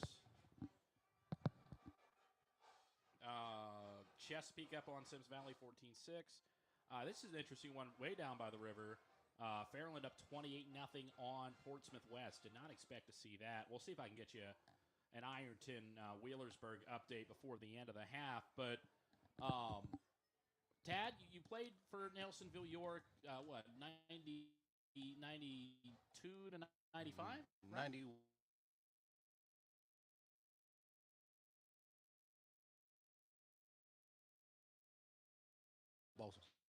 Talked about they had a ceremony at the half. You Right. want to talk a little bit about that? Yeah, One of your former teammates. Former teammate Nathan Stalder. As I said, a great athlete, even a better person. Died far too young.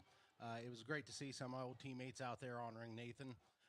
They're going to be putting a plaque up here at Boston Field for Nathan in his honor, and they also honored his father, who just passed away here recently. So that was a heartfelt moment and certainly worthy moment for Nathan. And it's something I think Nellsonville-York does such a great job of is they never forget the past. They really never do. And you have the wall over there with just so many of these great athletes who have unfortunately passed on, and they always live on in memory at Boston Field. Yeah, and then last night, of course, they had the Hall of Fame ceremony, and Nathan Dean, former player, was able to honor his own father, as well as many other Buckeyes. One of my former teammates, Jason Gale, was put into the Hall of Fame last night, and so that was awesome to see. And yeah, it's just a tradition here. It's expected that you remember the past, you celebrate the past. Coach Richards talks all the time about putting paint on the wall, right, Carl? We got to put more paint on the wall, and so we take a lot of pride in that tradition. And being able to maintain excellence year in and year out. There's no such thing as rebuilding for the Buckeyes. They are going for a TVC title every year, and they're not satisfied if they don't get it.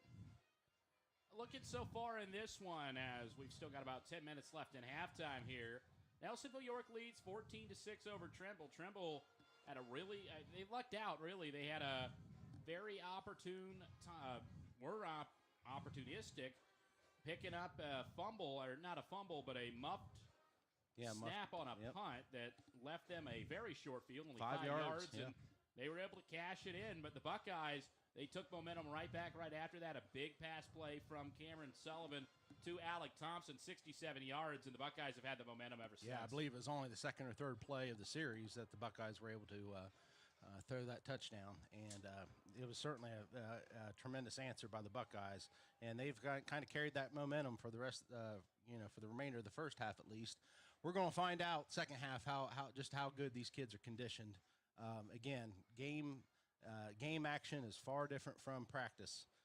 You're out there in practice, you're going against your own guys, and sometimes you might take it a little easier on your fellow teammates. But when you get out on the field on Friday nights, it's the real deal, and everybody's full go constantly, every play. And to be able to come out in the second half, you have to wonder if some of these young men are going to cramp up. And if that happens, what kind of depth do they have? I know Coach Ferris talked about not having a whole lot of depth this year on this line. And so is that going to play out? These and smacking each other all the first half. It's been a very physical game in the trenches on both sides of the line. Can they come out and maintain that energy level?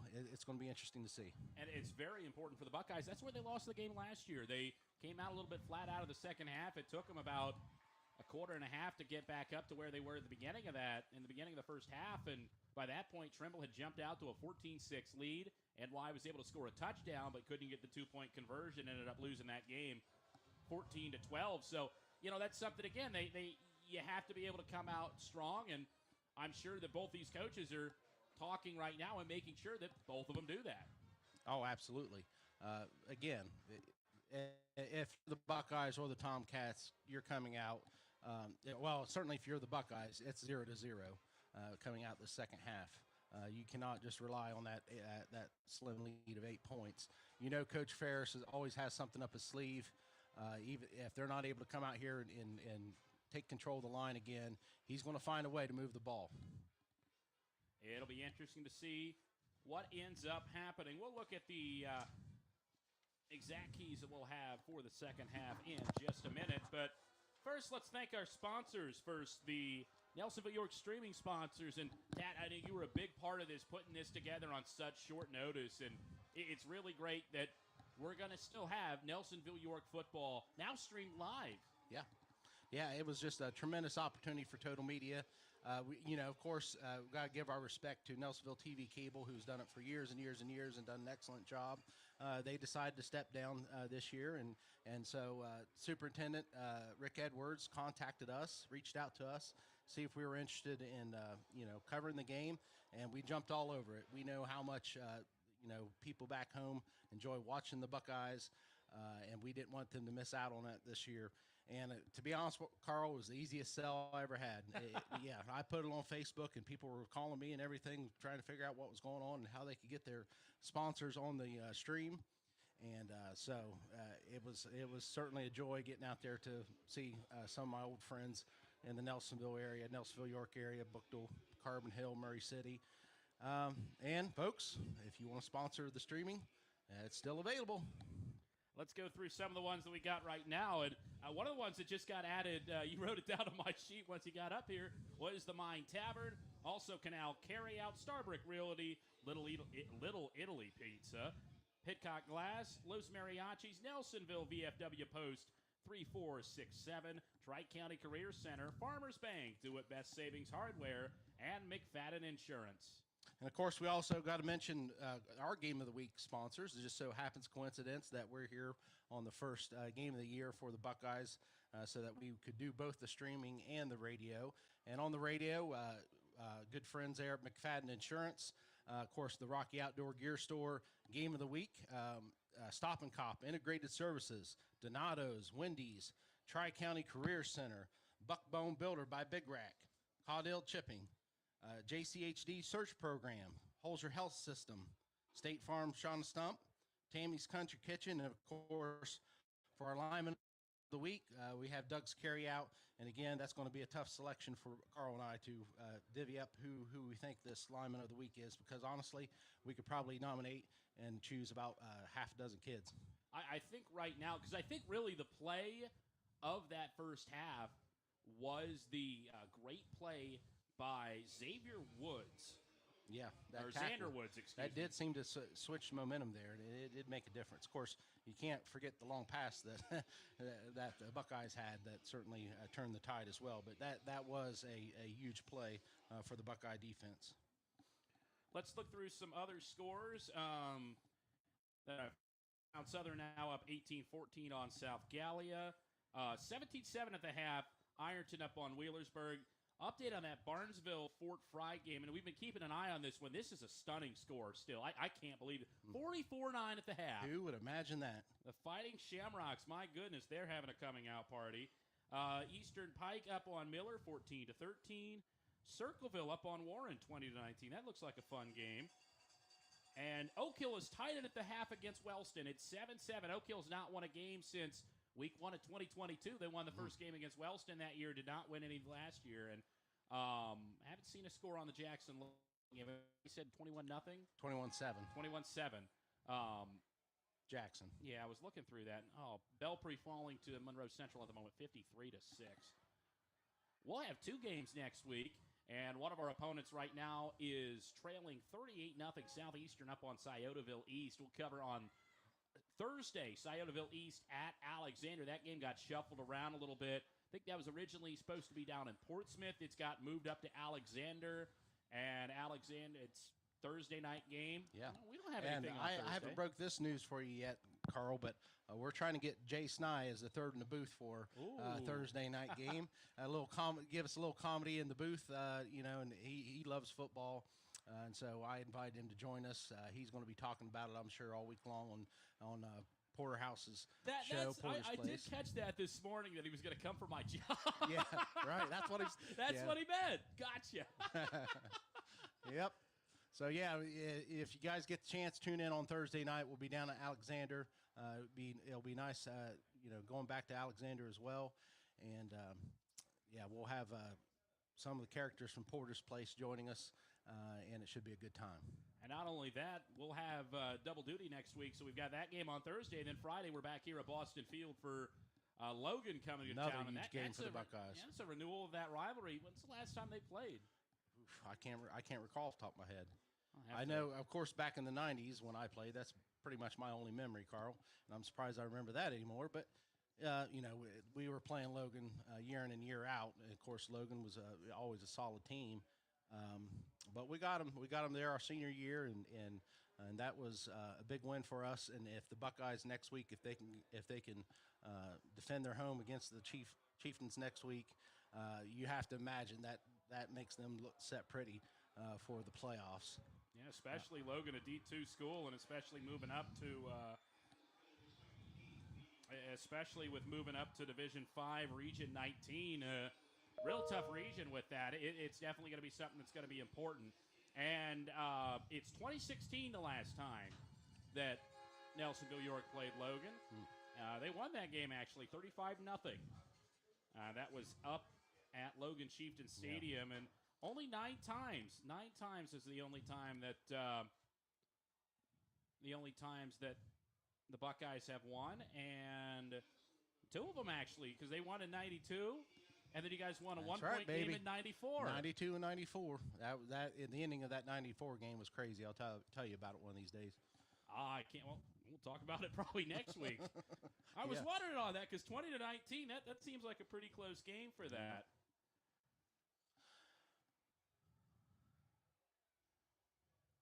Well, we got to see what happens here in the second half again. Which team is in better condition? You have to believe that's going to ultimately determine the outcome of this game. NY also figuring out which side they're on. They lined up going right to left, and now they realize, hey, wait a second. We're going left to right this quarter. So flip it around to the other 40 as they'll kick off this second half, leading 14-6. It has cooled down a bit here, Carl, so hopefully that'll help with any cramping situation. Certainly will. Although sometimes I feel like if it gets too cold, it almost, especially when you start as hot and then goes a bit cold, sometimes it does. You do have to keep yourself warmed up at halftime. You can't just go in there and sit down and relax. You got to keep those muscles moving a little. See if NY squibs it again. They have so far. Nope, it's going to be a deep kick. And it's going to be fielded about the 10-yard line. It's a good kickoff. Oh, good block there as up to about the 20 and no farther. Excellent kick, excellent coverage by the Buckeyes. They'll spot the ball at the 22-yard line, and that's where the Tomcats will start this third quarter. Well, here we go. Let's see what Coach Ferris comes up with here second half. They obviously ran the ball effectively. Sikorsky, we forgot to check the stats on that, but I know Sikorsky had quite a few yards in the first half, quite a few carries. But most of those came in the first quarter. They're starting to slow down in the second quarter. They're back in the wishbone here. Sikorsky lined up on the left. Tailback, and it's going to be a handoff up the middle. And pickup of about 4 for, I believe that was Matthew Moyer. Yeah, 22. First time we've called his name tonight. Pick up a 4, and it'll be 2nd and 6. Grady Carlson, again, linebacker. He's one of the newer linebackers. He's one of the newer linebackers for the Buckeyes. We got lights now. As we're going to have a flag on this play. Or did they lose the ball? I think it might have been a muff snap. I didn't bring my readers, Carl, and so if I can't have any lights, we're in trouble here. Yeah. So it'll be 3rd and 6 as... There we go. Finally quit flickering. But another 3rd down for the Tomcats. So far on the day, they're 3 for 7. So one's a longer one, 3rd and 6. You feel like you got to get this. You got to get a little bit of momentum. At least get a few first downs together. You definitely don't want to go 3 and out to start the half. You're down 8 points, 14 to 6. Tomcats need to pick up first down here. Watch play action maybe. No, handoff. And up the middle, it's going to be close. Yep. Just like in the first half, Coach Ferris decides he's going to run the ball. If he gets enough, he's going to go for it on 4th down. And Moyer is right at the line of game. They're going to give it to him. First down, Tomcats. Big run there. It'll get it up to the 32-yard line, and Matthew Moyer getting a little bit of work now in this second half. After Sikorsky had the lion's share in the first half. Back in the wishbone. Osborne, the fullback. It's going to be handoff again, Moyer. Moyer. That opened up there. It certainly did. Pickup of, looks like they're only going to give him 6. That was an excellent tackle by Cunningham, all by himself. That could have gone for big yards. Yeah, definitely could have. I think Cunningham was about the last one keeping Moyer from getting all the way out there. Probably would have gotten at least across midfield. It'll be 2nd and 4 from the Tomcats' own 38-yard line. 2 minutes gone in this third quarter. 14-6 Buckeyes lead. It's the wishbone again.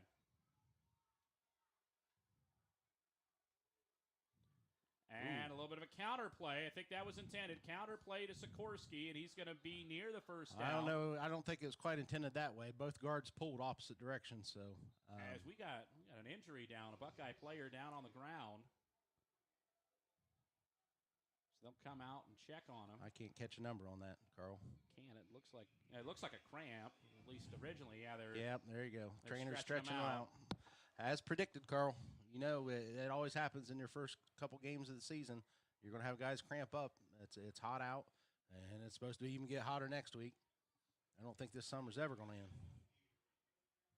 Yeah, extreme drought now, actually. I saw that, too. So, especially, it's got to be especially tough. I don't think they had too many turf fields back in the 90s, but on natural grass, especially when it's dry natural grass, and a lot of people will water it, but there's sometimes you can't. It's tough to where you're landing. That grass is hard. Right. And usually when you have those type of seasons, those grass fields just turn to dust and then turn to mud later in the season.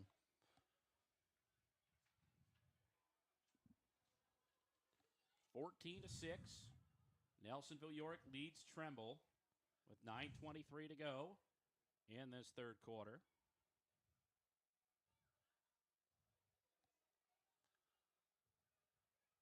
So Coach Ferris got what he needed there. A couple first downs.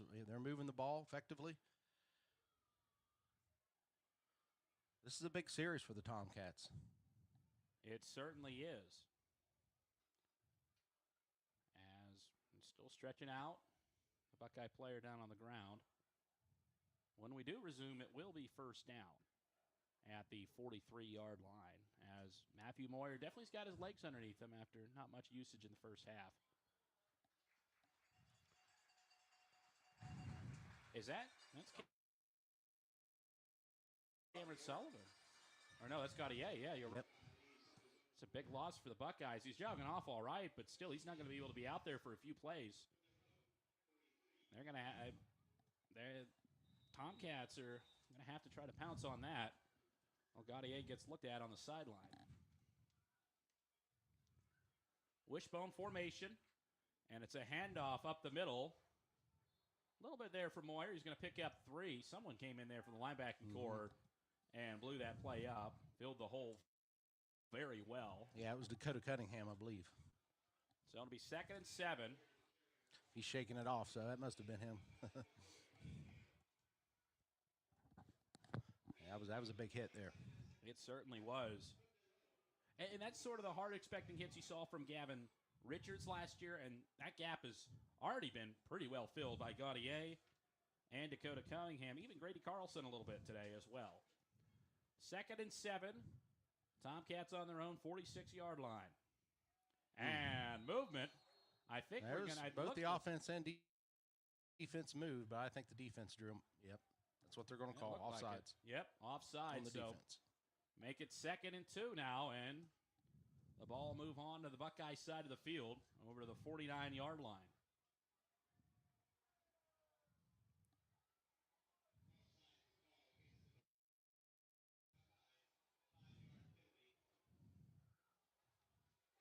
So I believe this series started around the 20-yard line, maybe 22, somewhere in there. And now they've gotten across the 50. So Coach Ferris has to be feeling pretty good about this drive so far. Slow and methodical, already drained off 3.5 minutes of the clock. This will be a handoff up the middle. Moyer keeps fighting. He's got the first down. He's still loose. He broke about 4 tackles on that run, Carl. Wow, all the way up to about the 42-yard line. As Cunningham now they're cramping up. There's several players starting to cramp up. Well, spotted at the 43-yard line. It's a pick up a 6 and another first down. Austin's coming back in. Gaudier coming in. They got to get somebody off. They got to get somebody off, and Gaudier's just going to go back off.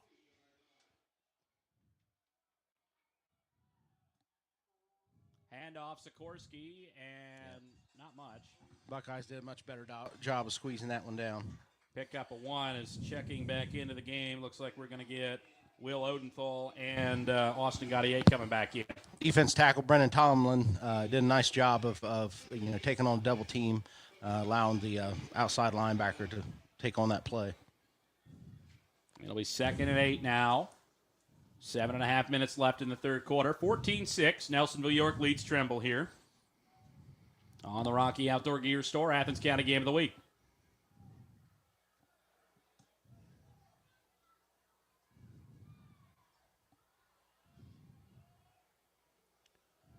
It's a handoff and blown up in the backfield. It's going to be a loss of 2 there. Is that Leighton?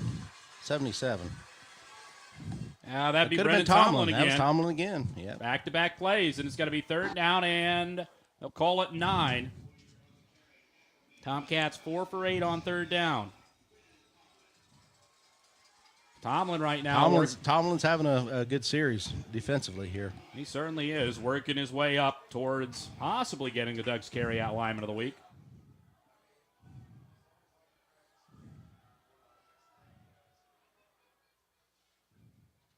Third and 9, handoff. Sikorsky got up to about the 40, but not much more. Only going to be picked up of about 3 before he gets thrown down to the ground. Cunningham. He's cramping up, or maybe he just got kicked. He's definitely hobbling. It's going to be 4th and 7. What do the Tomcats do here? Halfway through this third quarter. Or is that Hodgson? Yeah, I think that's Hodgson. Yeah, Hodgson. Butchered his name. 10 seconds left on the play clock. 4th and 7 here.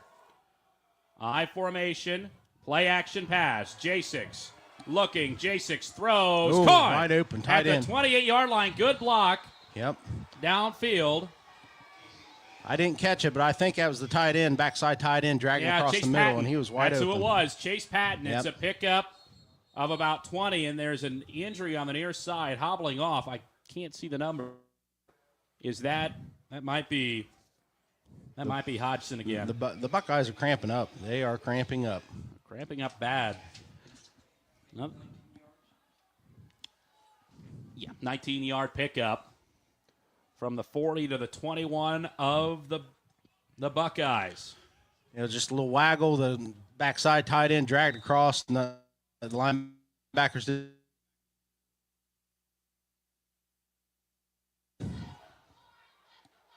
And Trimble has some really good tight ends in Chase Patton and Chase Henry. Coach Ferris talked about that. 3 really good tight ends.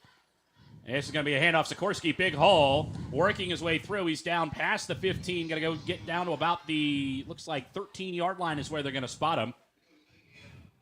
Now they'll work it back to the 14, but still pick up a 7.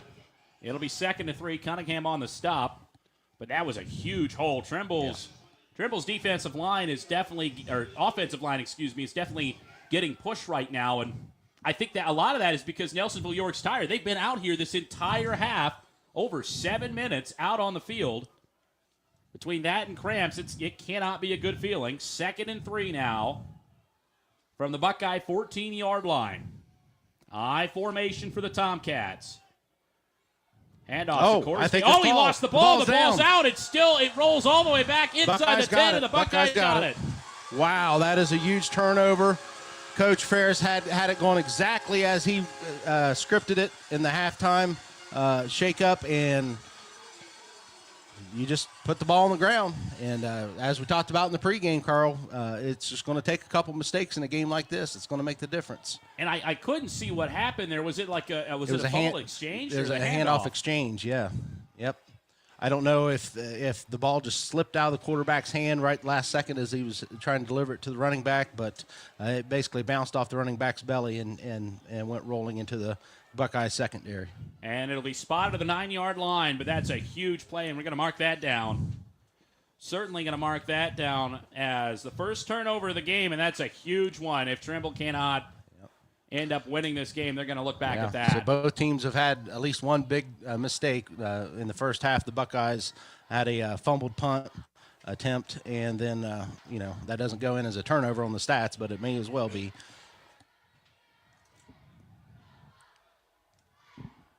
But that's sudden change.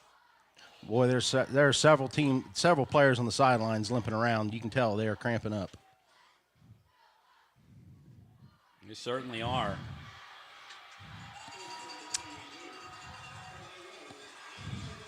.4:33 to go in this third quarter. 14-6, Buckeyes lead. They've got the ball back inside their own 10. For Trimble, you got to get a 3-and-out here, you feel like. As that's going to be play-action pass. Deep pass, wide open, and it's just a little bit too far. It's the same play, that little post right there. It's the same exact play they scored the touchdown on in the first half. And Thompson was wide open, about a good 5-6 yards behind the defense, but just a little bit too long of a throw from Sullivan. That play is definitely going to be brought back up later in the game because they've ran it twice now, and Sullivan has had a wide open Thompson both times. One time he was able to deliver with it. That time a little bit too long. Thompson's tired. He wasn't even able to get back to the huddle. Hopefully he knows what the play is.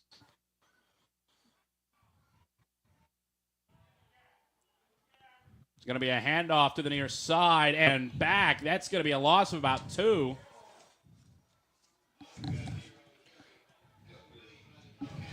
Gaudier on the carry, but he got nowhere.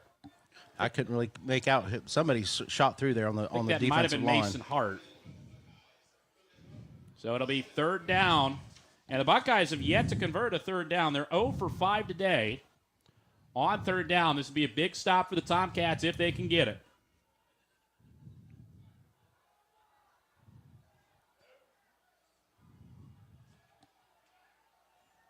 Trips left. Shotgun. I think they're going to call timeout, Carl. Yep. And they Play clock was running down on them. First time out of the half for the Buckeyes. So here we are, 3:40 left at Boston Field, third quarter. Buckeyes are up 14-6. Just had a huge turnover by the Tomcats, deep in Buckeye territory. Let's see if the Buckeyes can get a first down, try to flip the field, take advantage of that turnover. And I wonder, it might be, it depends on if Alec Thompson's caught his breath or not, but might be worth it to go for the kill shot there. I think that would definitely be the kill shot.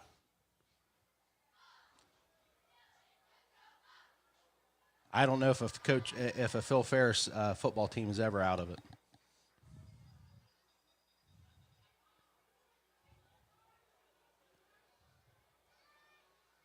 Absolutely. Let's get a few more score updates. These, no changes, actually. Waterford Alexander still 0-0. Athens-Philo still 14-14. This was at 8:38. Interesting. So, no changes score-wise. Well, we got the same score as the half there, yeah. Carl. A lot of them with that. Yeah.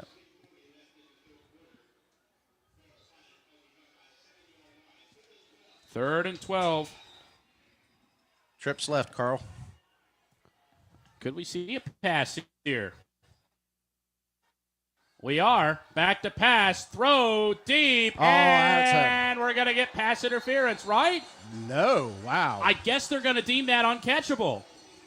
No, there it is. We just couldn't see it. Yep. We couldn't see it. It was couldn't see the flag. blocked by the bench, but it definitely was pass interference. Feet, and it wasn't like anything malicious there. It was. He just grabbed the jersey. He grabbed the jersey, and the feet got tangled up a little bit. So, But still a big penalty that's going to bail out Nellsonville-York. Because that time it was covered.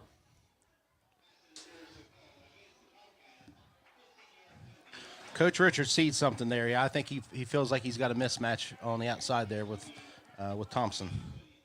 I think they've got Matthew Moyer against him. So first down and 10 from the 24-yard line. With 3:34 to go in this third quarter.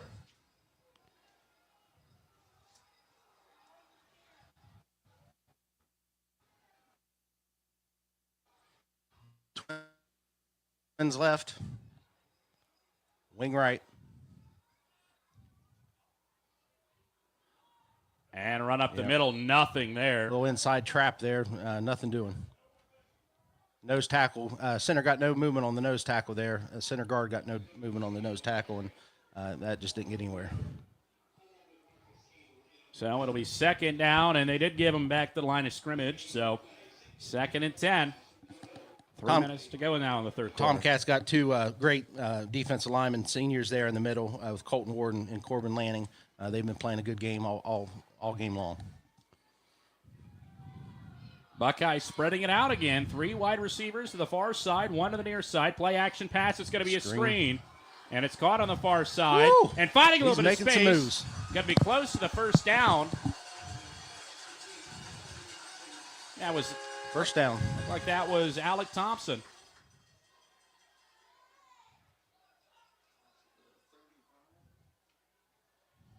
I can't tell who that was on the far side of the field, but nonetheless, it's going to be a first down up to the 35-yard line for the Buckeyes as they're starting to retake momentum again. That looks like it's Walker Stone running off the field here.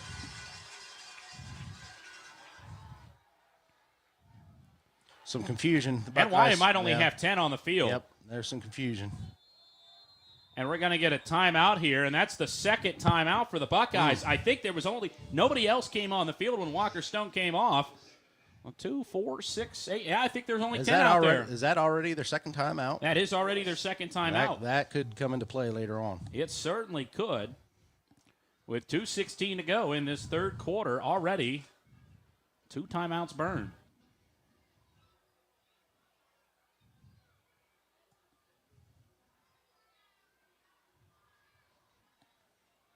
It's a great time to remind you of our sponsors. We'll start first with the Rocky Outdoor Gear Store Game of the Week, and it's brought to you by Rocky Outdoor Gear Store, McFadden Insurance, Stop and Cop Integrated Services, Donato's, Tri-County Career Center, Wendy's, Buck Bone Builder by Big Rack. Try saying that fast if you're bored. Caudell Chipping, Jackson County Health Department Search Program, Shauna Stump of State Farm, Holzer Health System, Tammy's Country Kitchen, and our lineman of the week, Doug's Carryout.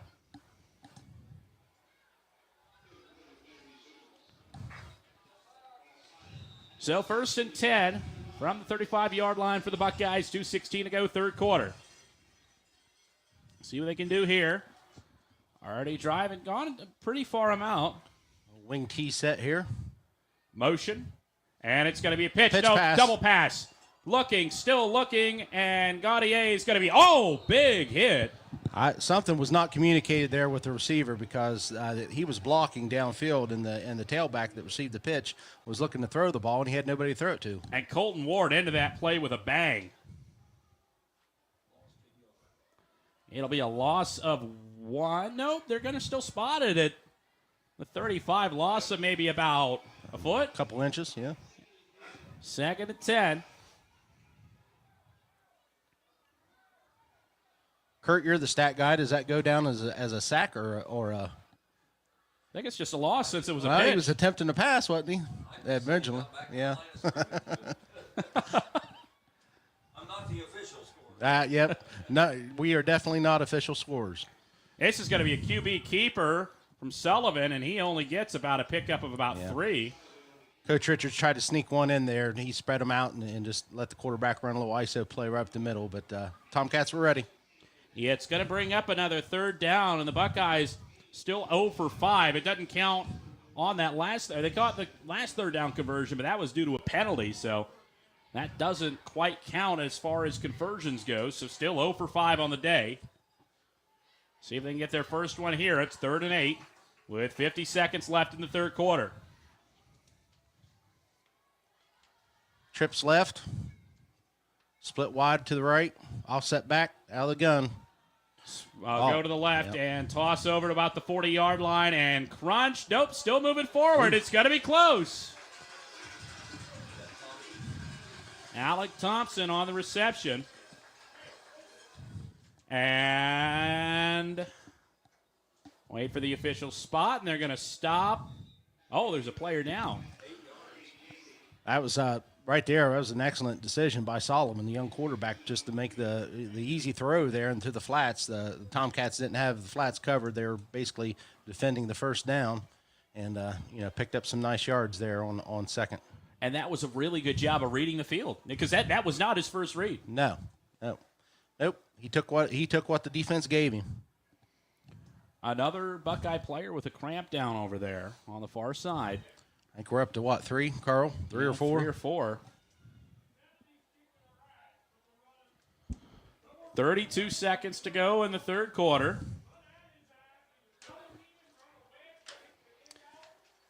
Let's get through sponsors as well.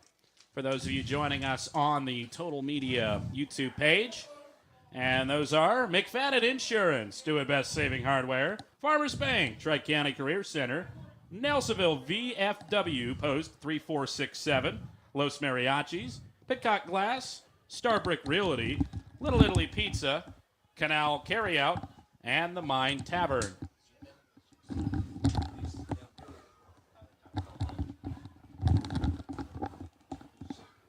Still, as finally, Yeah, we know Buckeye fans are going to be thrilled here. Jim McCumber's come on board, and he was the voice of the Buckeyes for so many years. Called all of my games throughout high school, all of our games, and just the absolute pro when it comes to doing this line of business. And so Jim's going to be coming on board and helping us with the streaming side of things. We got basically 2 weeks to show Jim the ropes here. Yeah. And he's going to do an excellent job. He always has. He did it for years for Nelsonville TV Cable, and we're super excited to have Jim aboard. And we might get a little talk to Jim a little bit here in the post game, or maybe he'll join us again here in the booth before the end of the game. Yeah, he's. And, it was just fun talking with him at the office. I know we had him in yesterday and just reminiscing with him about all the as this is going to be a handoff up the middle. Good space. Still running forward. It's going to be a pickup of 10 yards. That's Gautier again. Yep. Yeah, Jim's just full of so much history and stories, all the way back to the Boston era, up through the Coach Meade era, and of course, Davey Boston Jr., and now Coach Richards. You just think about that for the Nellsonville-York Buckeyes. To only have 4 head coaches in your history, there's very few schools in the whole state of Ohio that can say that. Absolutely. Well, we've reached the end of the 3rd quarter. 14-6, Nelsonville-York leads, and they're driving. You're listening to the Rocky Outdoor Gear Store, Athens County Game of the Week. Since 1963, Donato's was built on 3 fundamentals: creating a superior product, hiring great people, and adhering to strong principles that promote goodwill in the community. Stop by East State Street and try out their appetizing pizzas, subs, salads, desserts, and beverages with party sizes available. Donato's only uses the freshest of ingredients with no artificial colors in their food. Eat fresh. Every piece is important. Only at Donato's on East State Street in Athens. Tri-County Career Center offers students the opportunity to earn industry-recognized credentials in fields like cosmetology, welding, diesel agriculture, and sports medicine. Our programs focus on teaching job-specific skills that prepare you for the workforce, military service, or college. We offer 2-year programs and short-term adult classes. Ready to learn new skills and boost your earning potential? Start today by calling 800-637-6508 or visit us online at tricountyhightech.com.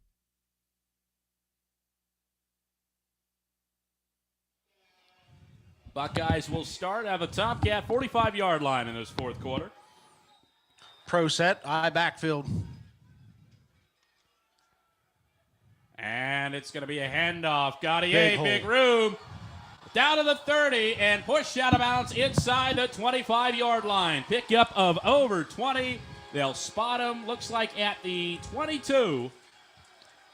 The Buckeyes have been leaning on Gaudier this whole second half, and he's performing. Hopefully he can, he was cramping up there earlier, and once those cramps start, Carl, it's hard to stop. It certainly is, but it's a lot easier to work through those cramps when you're breaking out runs like that, and your offensive line gives you as large a hole as what Gaudier had. Let's see what they can do again here. It's a handoff, same play. This time broken into the backfield. It's going to be a loss of close to 4 or 5 yards. Colton Ward was in on the stop.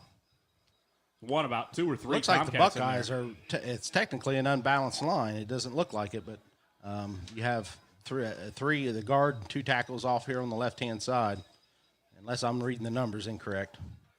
And then you have the whiteout up here. He's on the line of scrimmage, so that's actually an unbalanced line. Didn't do any good on that play, though. It's a loss of 3, 2nd and 13. They spot the ball at the 26-yard line of the Tomcats.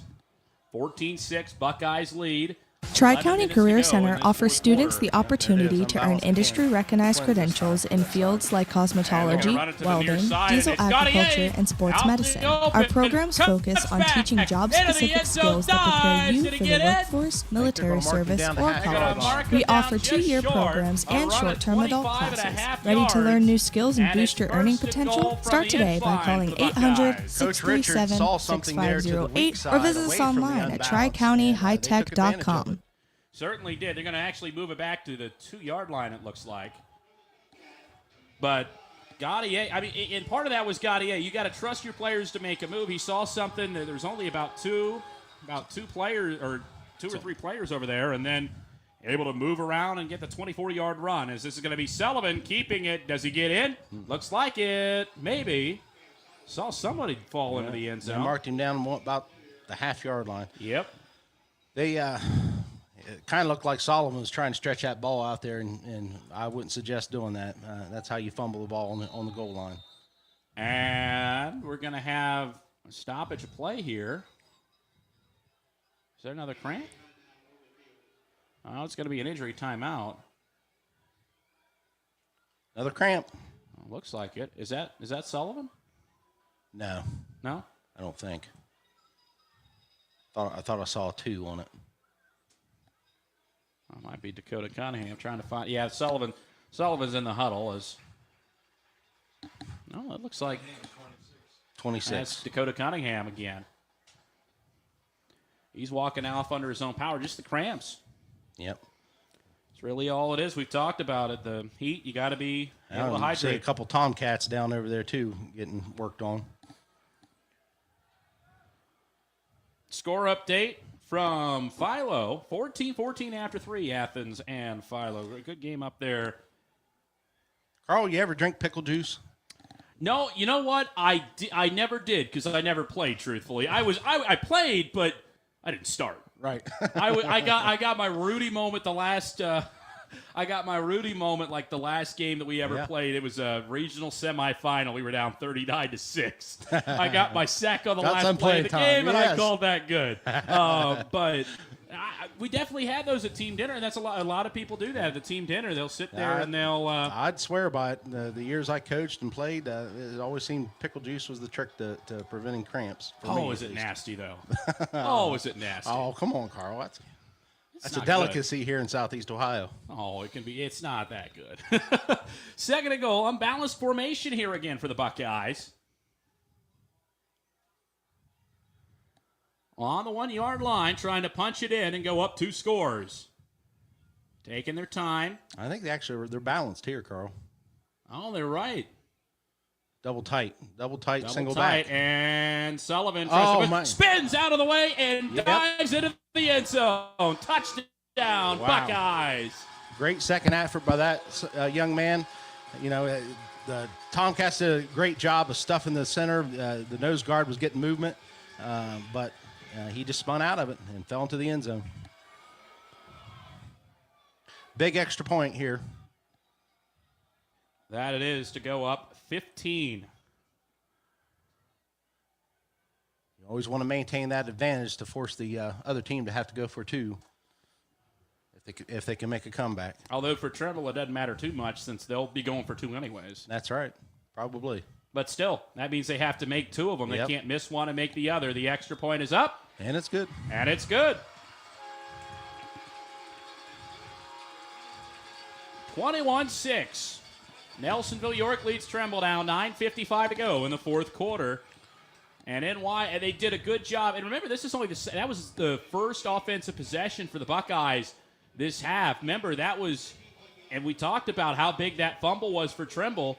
Trimble hasn't gotten the ball back since that fumble. NY drives the ball 90 yards and gets a touchdown with help from that pass interference call on the 3rd down. But still, it's a big drive for the Buckeyes. It really proves Cameron Sullivan is definitely good, and he's definitely going to He is ready for prime time. There is no doubt that boy is ready for varsity football.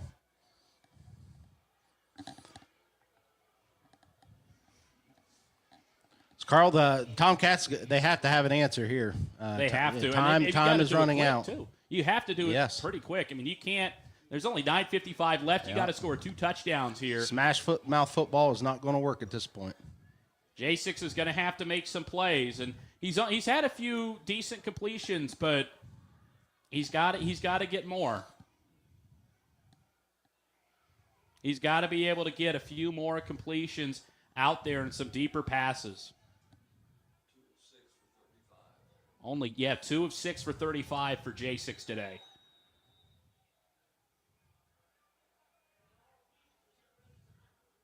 Logan Meek to kick it away. And he'll send it long. Back and fielding it at about the 15-yard line are the Tomcats. And finding some space and brought down Sikorsky. Good open field tackle there. 27-yard line. I think that was Colton Bookman who got it. Yep, Colton Bookman. That was an excellent open field tackle there by that young man. And that's somebody that Rusty Richards had a lot of praise for during the 7-on-7s. I made it out to the one against Sheridan. And he had a ton of praise for Colton Bookman. One of the most improved players he mentioned over the summer. And so he certainly showed up there.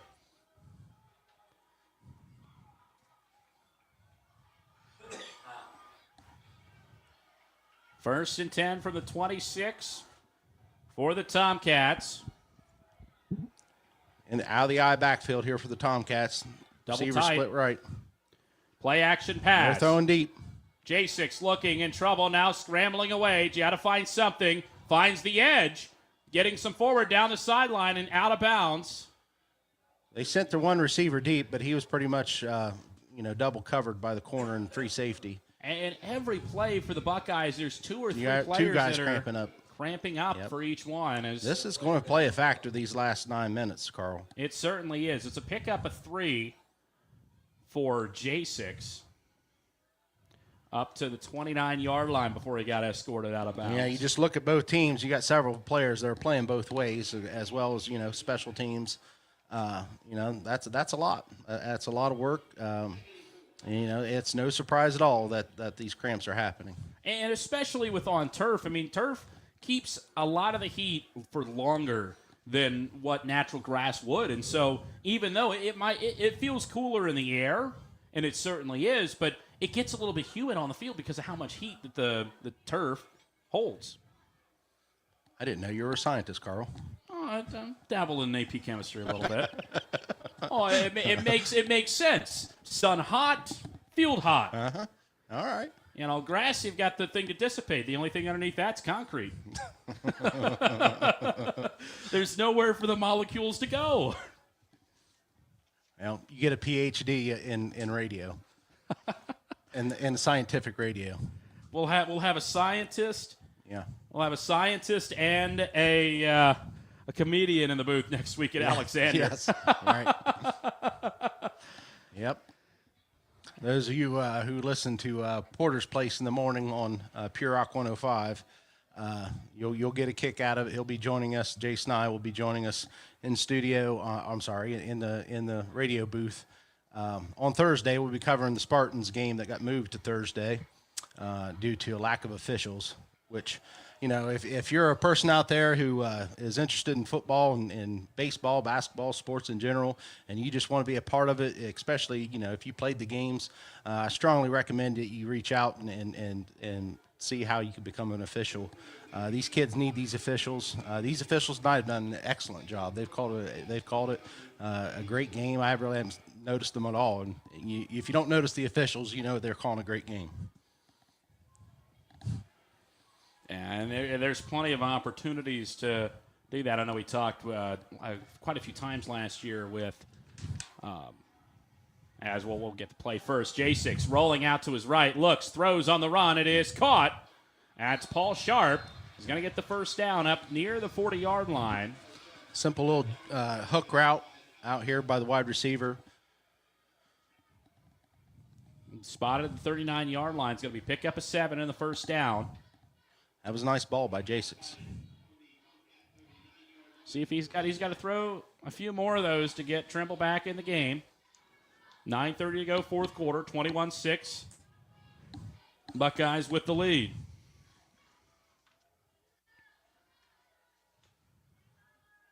I formation, back to pass, J6. Rolls out to his left, still looking. Going to have to run, and he will... Oh, late hit. Late hit, it looks like. That's going to help and, the Tomcats. Uh-oh. They're pushing and shoving now. You can see the coaches over there did an excellent job of calming them down. No foul. Well, there was a foul. There was a foul, and there's 2 flags that are out. And we got Buckeyes going down, cramping again. What they were trying to do, Bookman out there, he ran a double move. Of course, he had just ran the hook play before.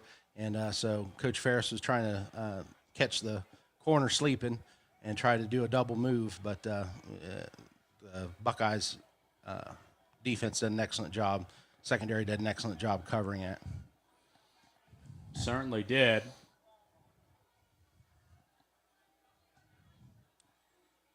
Referees discussing on the far side after that last play.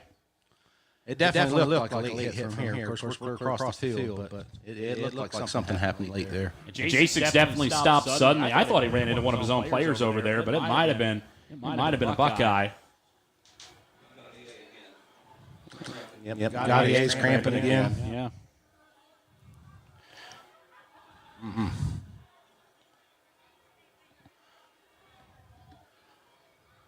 Well, a good thing for us, Carl. Fat doesn't tend to cramp that much. Nope. So Nope. Not at all. Yep. We're probably not going to have that problem here anytime soon. No. It also helped that the season was a little bit later for us. Yes, that's right. Mm-hmm. Gonna get the dead ball, personal foul against the Buckeyes. But then they're going to get retaliatory against the... Offsetting. Going to get offsetting because retaliatory against the Tomcats. So, and since that's dead ball, the play's still going to stand. So it's going to be pick up a 4, maybe 5, up to the... Yeah, it'll be pick up a 5 up to the 44-yard line. So it'll be 2nd and 5 after the offsetting penalties. Still got 9 minutes left here. Plenty of time to get 2 scores for the Tomcats, but... you definitely want to, and that's why Coach Ferris is spreading them out a little bit more, and he's starting to throw the ball. let's see the young quarterback can answer for him. 3 to the near side. 1 to the far side, running back to the left of J6.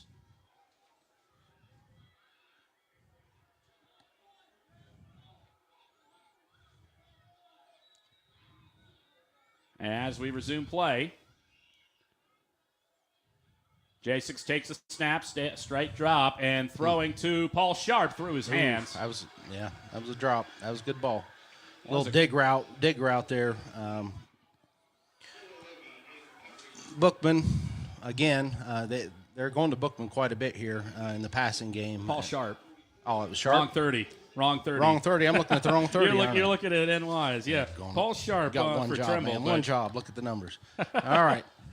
But still, I mean, that's one that you kind of hope that he'd be able to get. As Patton motions to the other side, he'll be on the tight end. I formation, pro set, twins to the near side.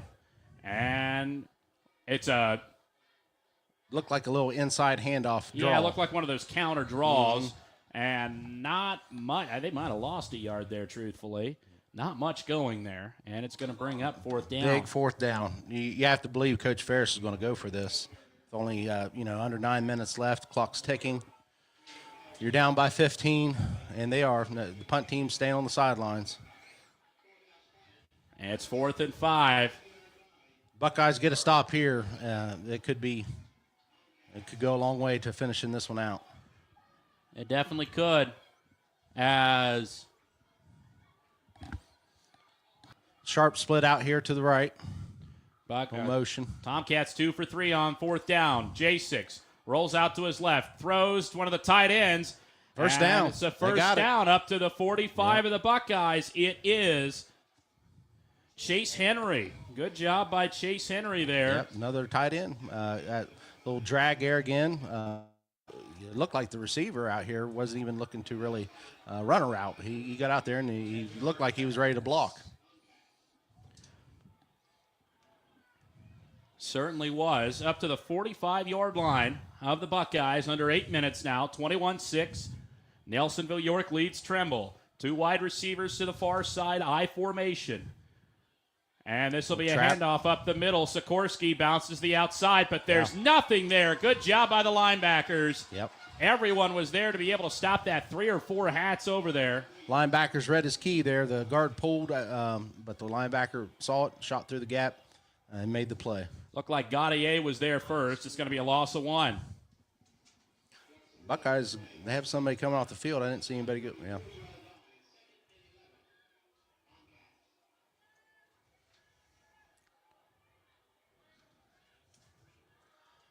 Tomcats come out here in a double tight split wing look.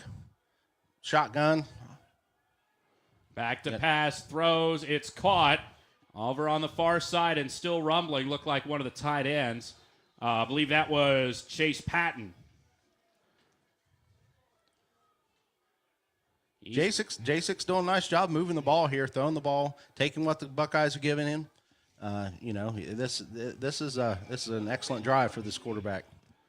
Certainly is. 3rd and 1 from the 34-yard line for the Tomcats. They are 4 for 10 today on 3rd down. And, we talked about the tight ends. Those have definitely been important for J6 safety valves. And let's see if he continues to have that safety valve here. I formation. It's going to be a handoff up the middle, and that's going to be a first down. Pickup of, looks like 3. Yeah. As Sikorsky again, 3-yard pickup. He's really slowed down since the first half. Yeah. NY's done a much better job of stopping him up. Down to 6:16 on the clock. Got to get a little bit. This is a good drive for the Tomcats. This is a good pace. They're obviously going to have to make a defensive stop even if they do score here. But if they can score here, with 5 minutes or so left, 4 minutes, they're still in fine shape. They do have all 3 timeouts still. Of course, you got to get the 2-point conversion to even make it a 1-possession game. J6 in trouble. Back to pass. Throws low. Still caught though. Yep. At the 30-yard line. Pickup of about 4. He drilled that ball. Certainly did. Isaiah Hooper with the reception there. Yep, pickup of 4 up to the 29-yard line of the Buckeyes. 2nd and 6. 5:30 now to go in this fourth quarter.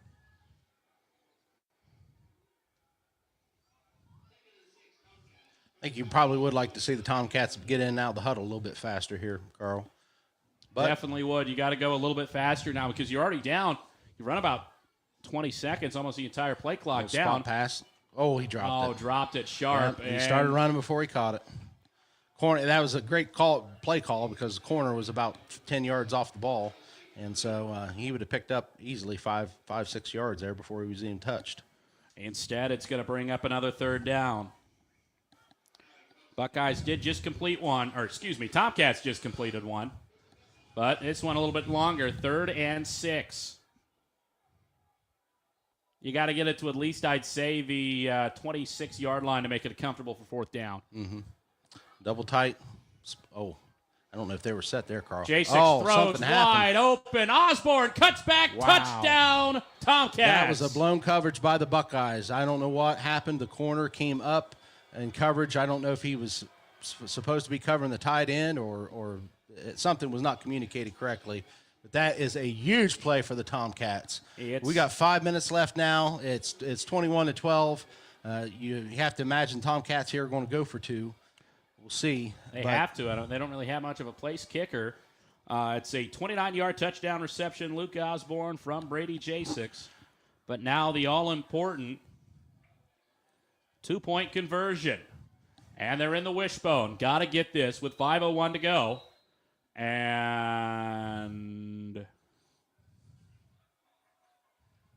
timeout, Trimble.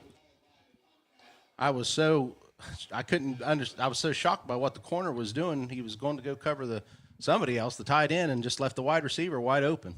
Well, so it's definitely a blown coverage call. And that's one of those things to where, especially, I'm not sure, they might have been running a zone there, and you have 2 people running your zone, and albeit I never played secondary, but you have 2 people running your zone. They've been thrown to the tight ends all the time. That's going to be where you're going to look at that first, and that left Luke Osborne wide open. That was just a blown coverage. You can't leave a wide receiver wide open like that. But this is exactly what Coach Ferris needed. Great drive by the young quarterback.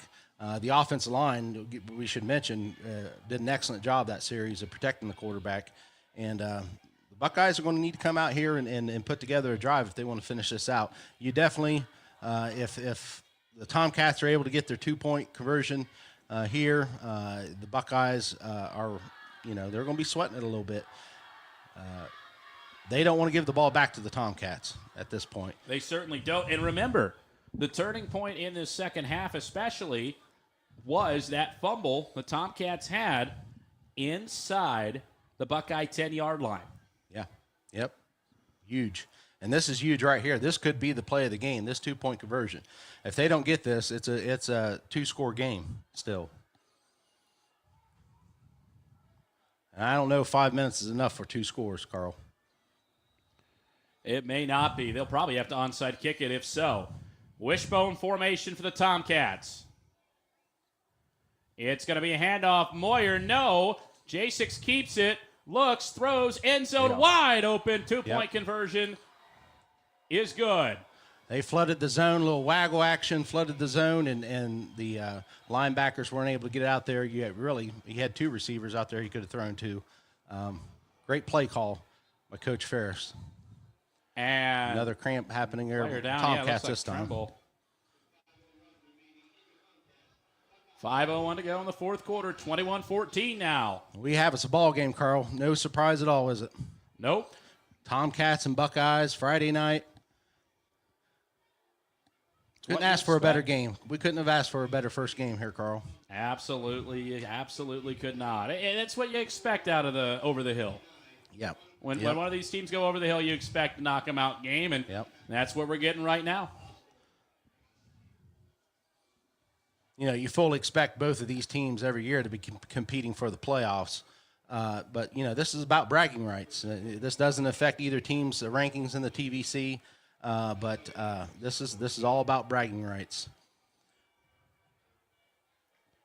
Absolutely. And it's to start the season off on the right foot, too. Yeah.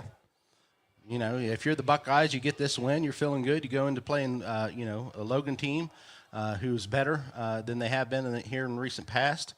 And so that's a pretty good start to the season. On the other hand, Tomcats make a comeback here. That could very well launch them into another great season. Certainly could. Let's see.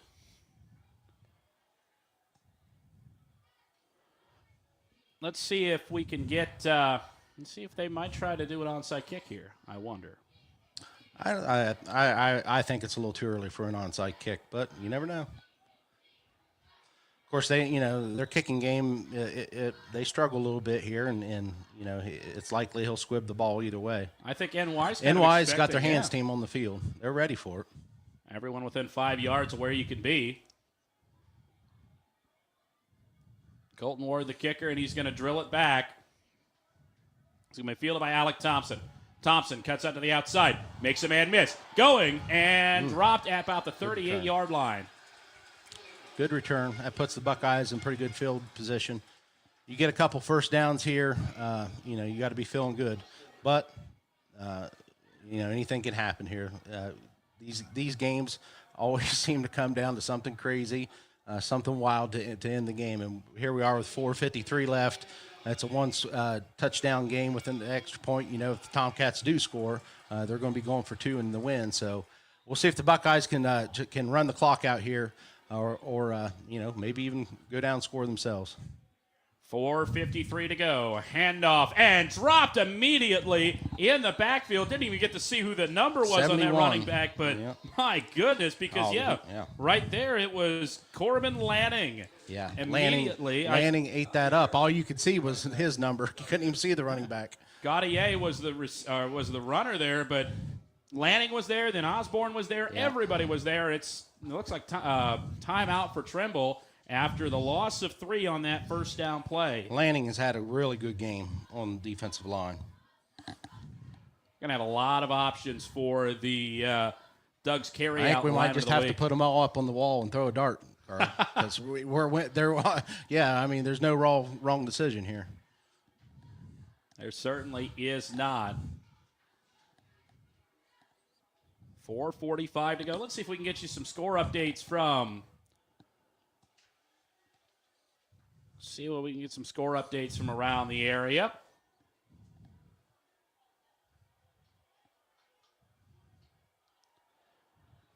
If my thing will load. But definitely a few interesting surprises already, and we'll have our crew on Football Friday nights break it down. And Football Friday nights is brought to you by General Mills. They're going to go in depth on this game. This has been one of the best. I have to imagine this has been one of the best games in the whole area. Absolutely. A few other interesting ones. Twins right, eye backfield. Always good. This is going to be a handoff. Gaudier and nothing going. Maybe got about a yard. Mason Hart filled in there along with Chase Patton. Also in the backfield there to disrupt that, and Phil Ferris is going to call his final timeout. Tomcats did a good job there of reading the pulling guard, shot through, made the tackle in the backfield. This is exactly what Tomcats needed. See if they can get a 3 and out here. You have to wonder what does Coach Richards call here? Does he stay conservative and let the clock run? 4:40 left. That's certainly plenty of time for any offense to be able to drive down and score a touchdown. But you also, you can go out here and throw it and take a chance of throwing an interception. If I know Coach Richards, he's a gunslinger. He wants to go after it, and you can't blame him. He's a great coach, done a great job for the Buckeyes for several years. He wants this win bad. He wants this win bad, Carl. He definitely does, but I think something that might limit him in this situation is Alec Thompson is cramping really badly on the sideline. So no Alec Thompson, because I think otherwise we'd see that post play that Thompson's gotten open about 3 or 4 times on tonight. This is going to be survival of the fittest. It certainly will be, especially if Trimble gets the ball back. I formation, 2 wide receivers to the far side. And it is going to be a handoff. And falling forward, it's going to be a pickup of about 5, but that'll be it. And Gaudier again. Did Trimble have another timeout? Yes, I guess they had. I think that was an official's timeout. That might have been official's timeout for a cramp. Yeah, that makes sense then. Yep. So there's Trimble's final timeout with 4:33 to go in the fourth quarter, and it'll be fourth down for the Buckeyes.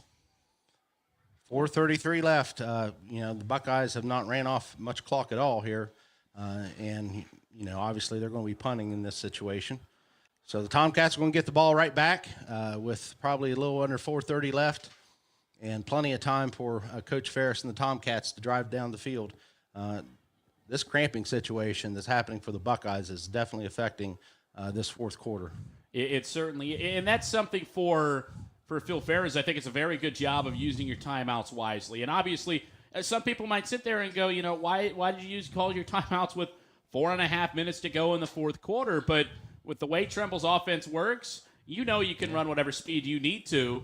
You want to make sure you have plenty of time to where you can run the normal speed until you get a little bit closer to the end zone. Right. And that's what Trimble allows himself to do. They're going to have 4.5 minutes to drive down the field, and that's a good amount of time. Yep, time's not a factor right now. The Buckeye defense is going to have to step up and make a stop in order for this score to stay the same.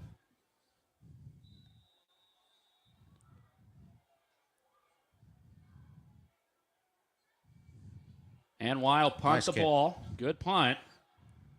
And it's going to be feeling. It's muffed, but I think they got back. Oh, it doesn't. The Buckeyes got it. Wow. Oh, no. Another turnover for the Tomcats. 2 huge turnovers, and that one might be it. And the Tomcats are feeling it right now. My goodness, a lot of people over on the sideline a bit dejected. That is a humongous play. That was a great punt, and got high in the air, great hang time. I don't know if maybe the lights played into affected the young man trying to catch the ball there, but that's just a huge turn of events. Now, Coach Richards, he wants to pound the ball at this point. That clock, you want to use that clock, and then maybe you can even go down in here and score. Scoring at this point isn't nearly as important as running that clock. 4:23. No timeouts for Trimble left.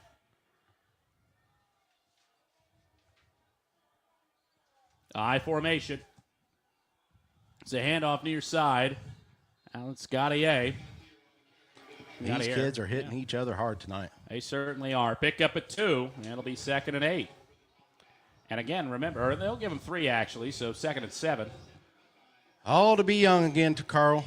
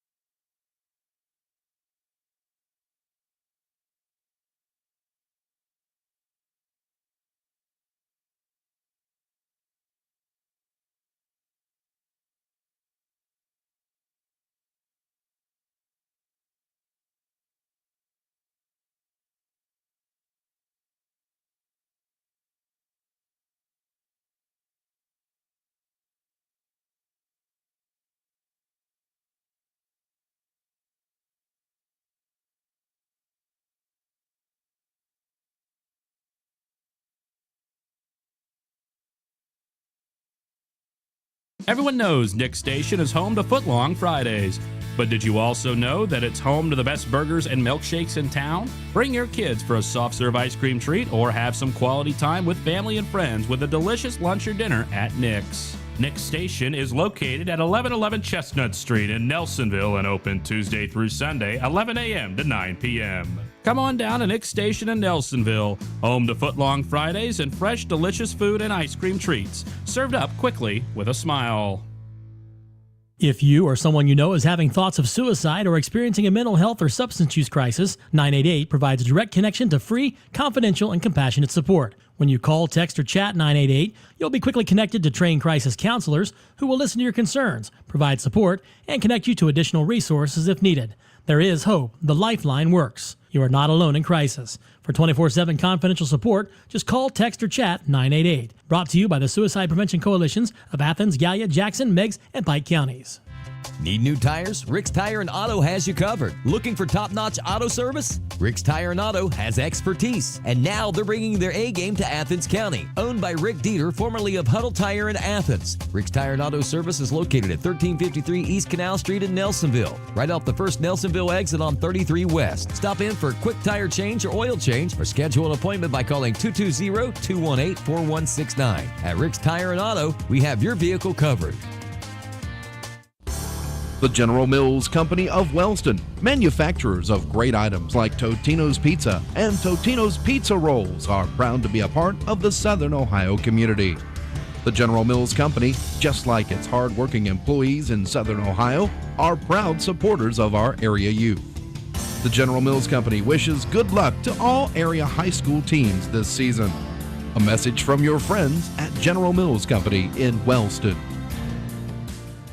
Looking to buy or sell a home in Southern Ohio? Turn to Howard Hanna Real Estate Services and the McNerlin Network team.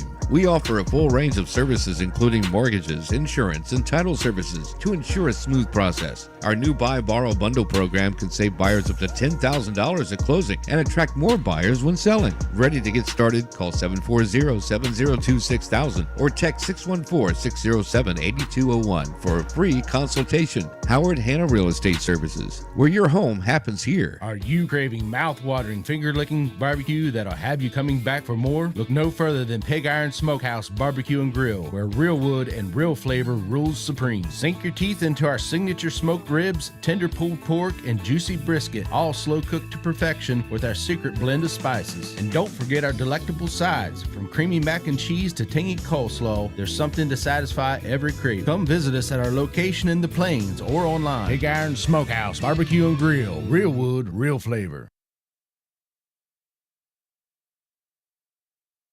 That's a tremendous victory for the Buckeyes. You know they've been planning for this and working hard for this all season long. And on the Tomcat side, you know the Tomcats are going to have a good season.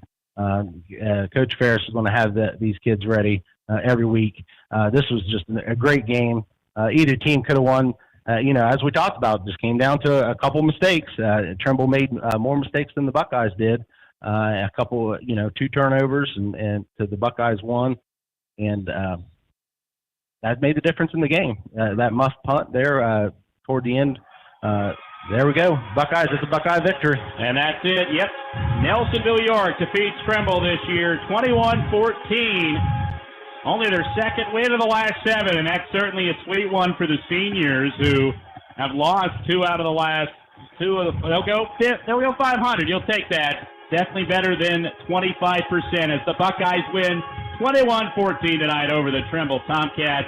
Real quickly, Tad, who are you going to give our Doug's carryout lineman of the week to? I'm going to have to give it to Corbin Landing for the Tomcats. He just kept showing up night after night. Senior, big senior. He was in the Buckeyes backfield quite a bit, and so and honestly, you're making me have to make that pick, but you have to make. I guess you got to choose somebody, but both sides of the line, and that's what Coach Ferris and what Coach Richards both talked about. That's where the game was going to be won. It was in the trenches, and they were exactly right. Along with a couple key mistakes, a couple big plays. That's all it takes in a rivalry like this. So. Buckeyes are going to send the Tomcats back over the hill with a loss, and they're going to get to celebrate a little bit tonight. but then get right back at it and get ready for the Chieftains next week. They certainly will. And we'll have that game right here on Pure Rock 105. But I want to thank our sponsors very quickly, and they include the Rocky Outdoor Gear Store. Of course, the Rocky Outdoor Gear Store, Athens County Game of the Week, McFadden Insurance, Stop and Cop Integrated Services, Donato's, Tri-County Career Center, Wendy's, Buck Bone Builder by Big Rack, Claude Hill Shipping, Jackson County Health Department Search Program, Hoser Health System, State Farms, Shauna Stump, Tandy's Country Kitchen, and, of course, our Lineman of the Week sponsor, Doug's Carryout. Also want to thank our sponsors on the streaming side, and those include McFadden Insurance, Do It Best Savings Hardware, Farmers Bank, Tri-County Career Center, Nelsonville VFW Post 3467, Los Mariachis, Pitcock Glass, Star Brick Realty, Little Italy Pizza, Canal Carryout, and the Mine Tavern. Well, it's time for General Mills football Friday night. That'll be on the other side of this break here, as this will wrap up the Rocky Outdoor Gear Store Athens County Game of the Week. Again, the final score tonight, Nellsonville-York 21, Trimble 14. For Tad Steinbrink, I'm Carl Blaylock. Good night, everybody. Looking to buy or sell a home in Southern Ohio? Turn to Howard Hanna Real Estate Services and the McNerlin Network team.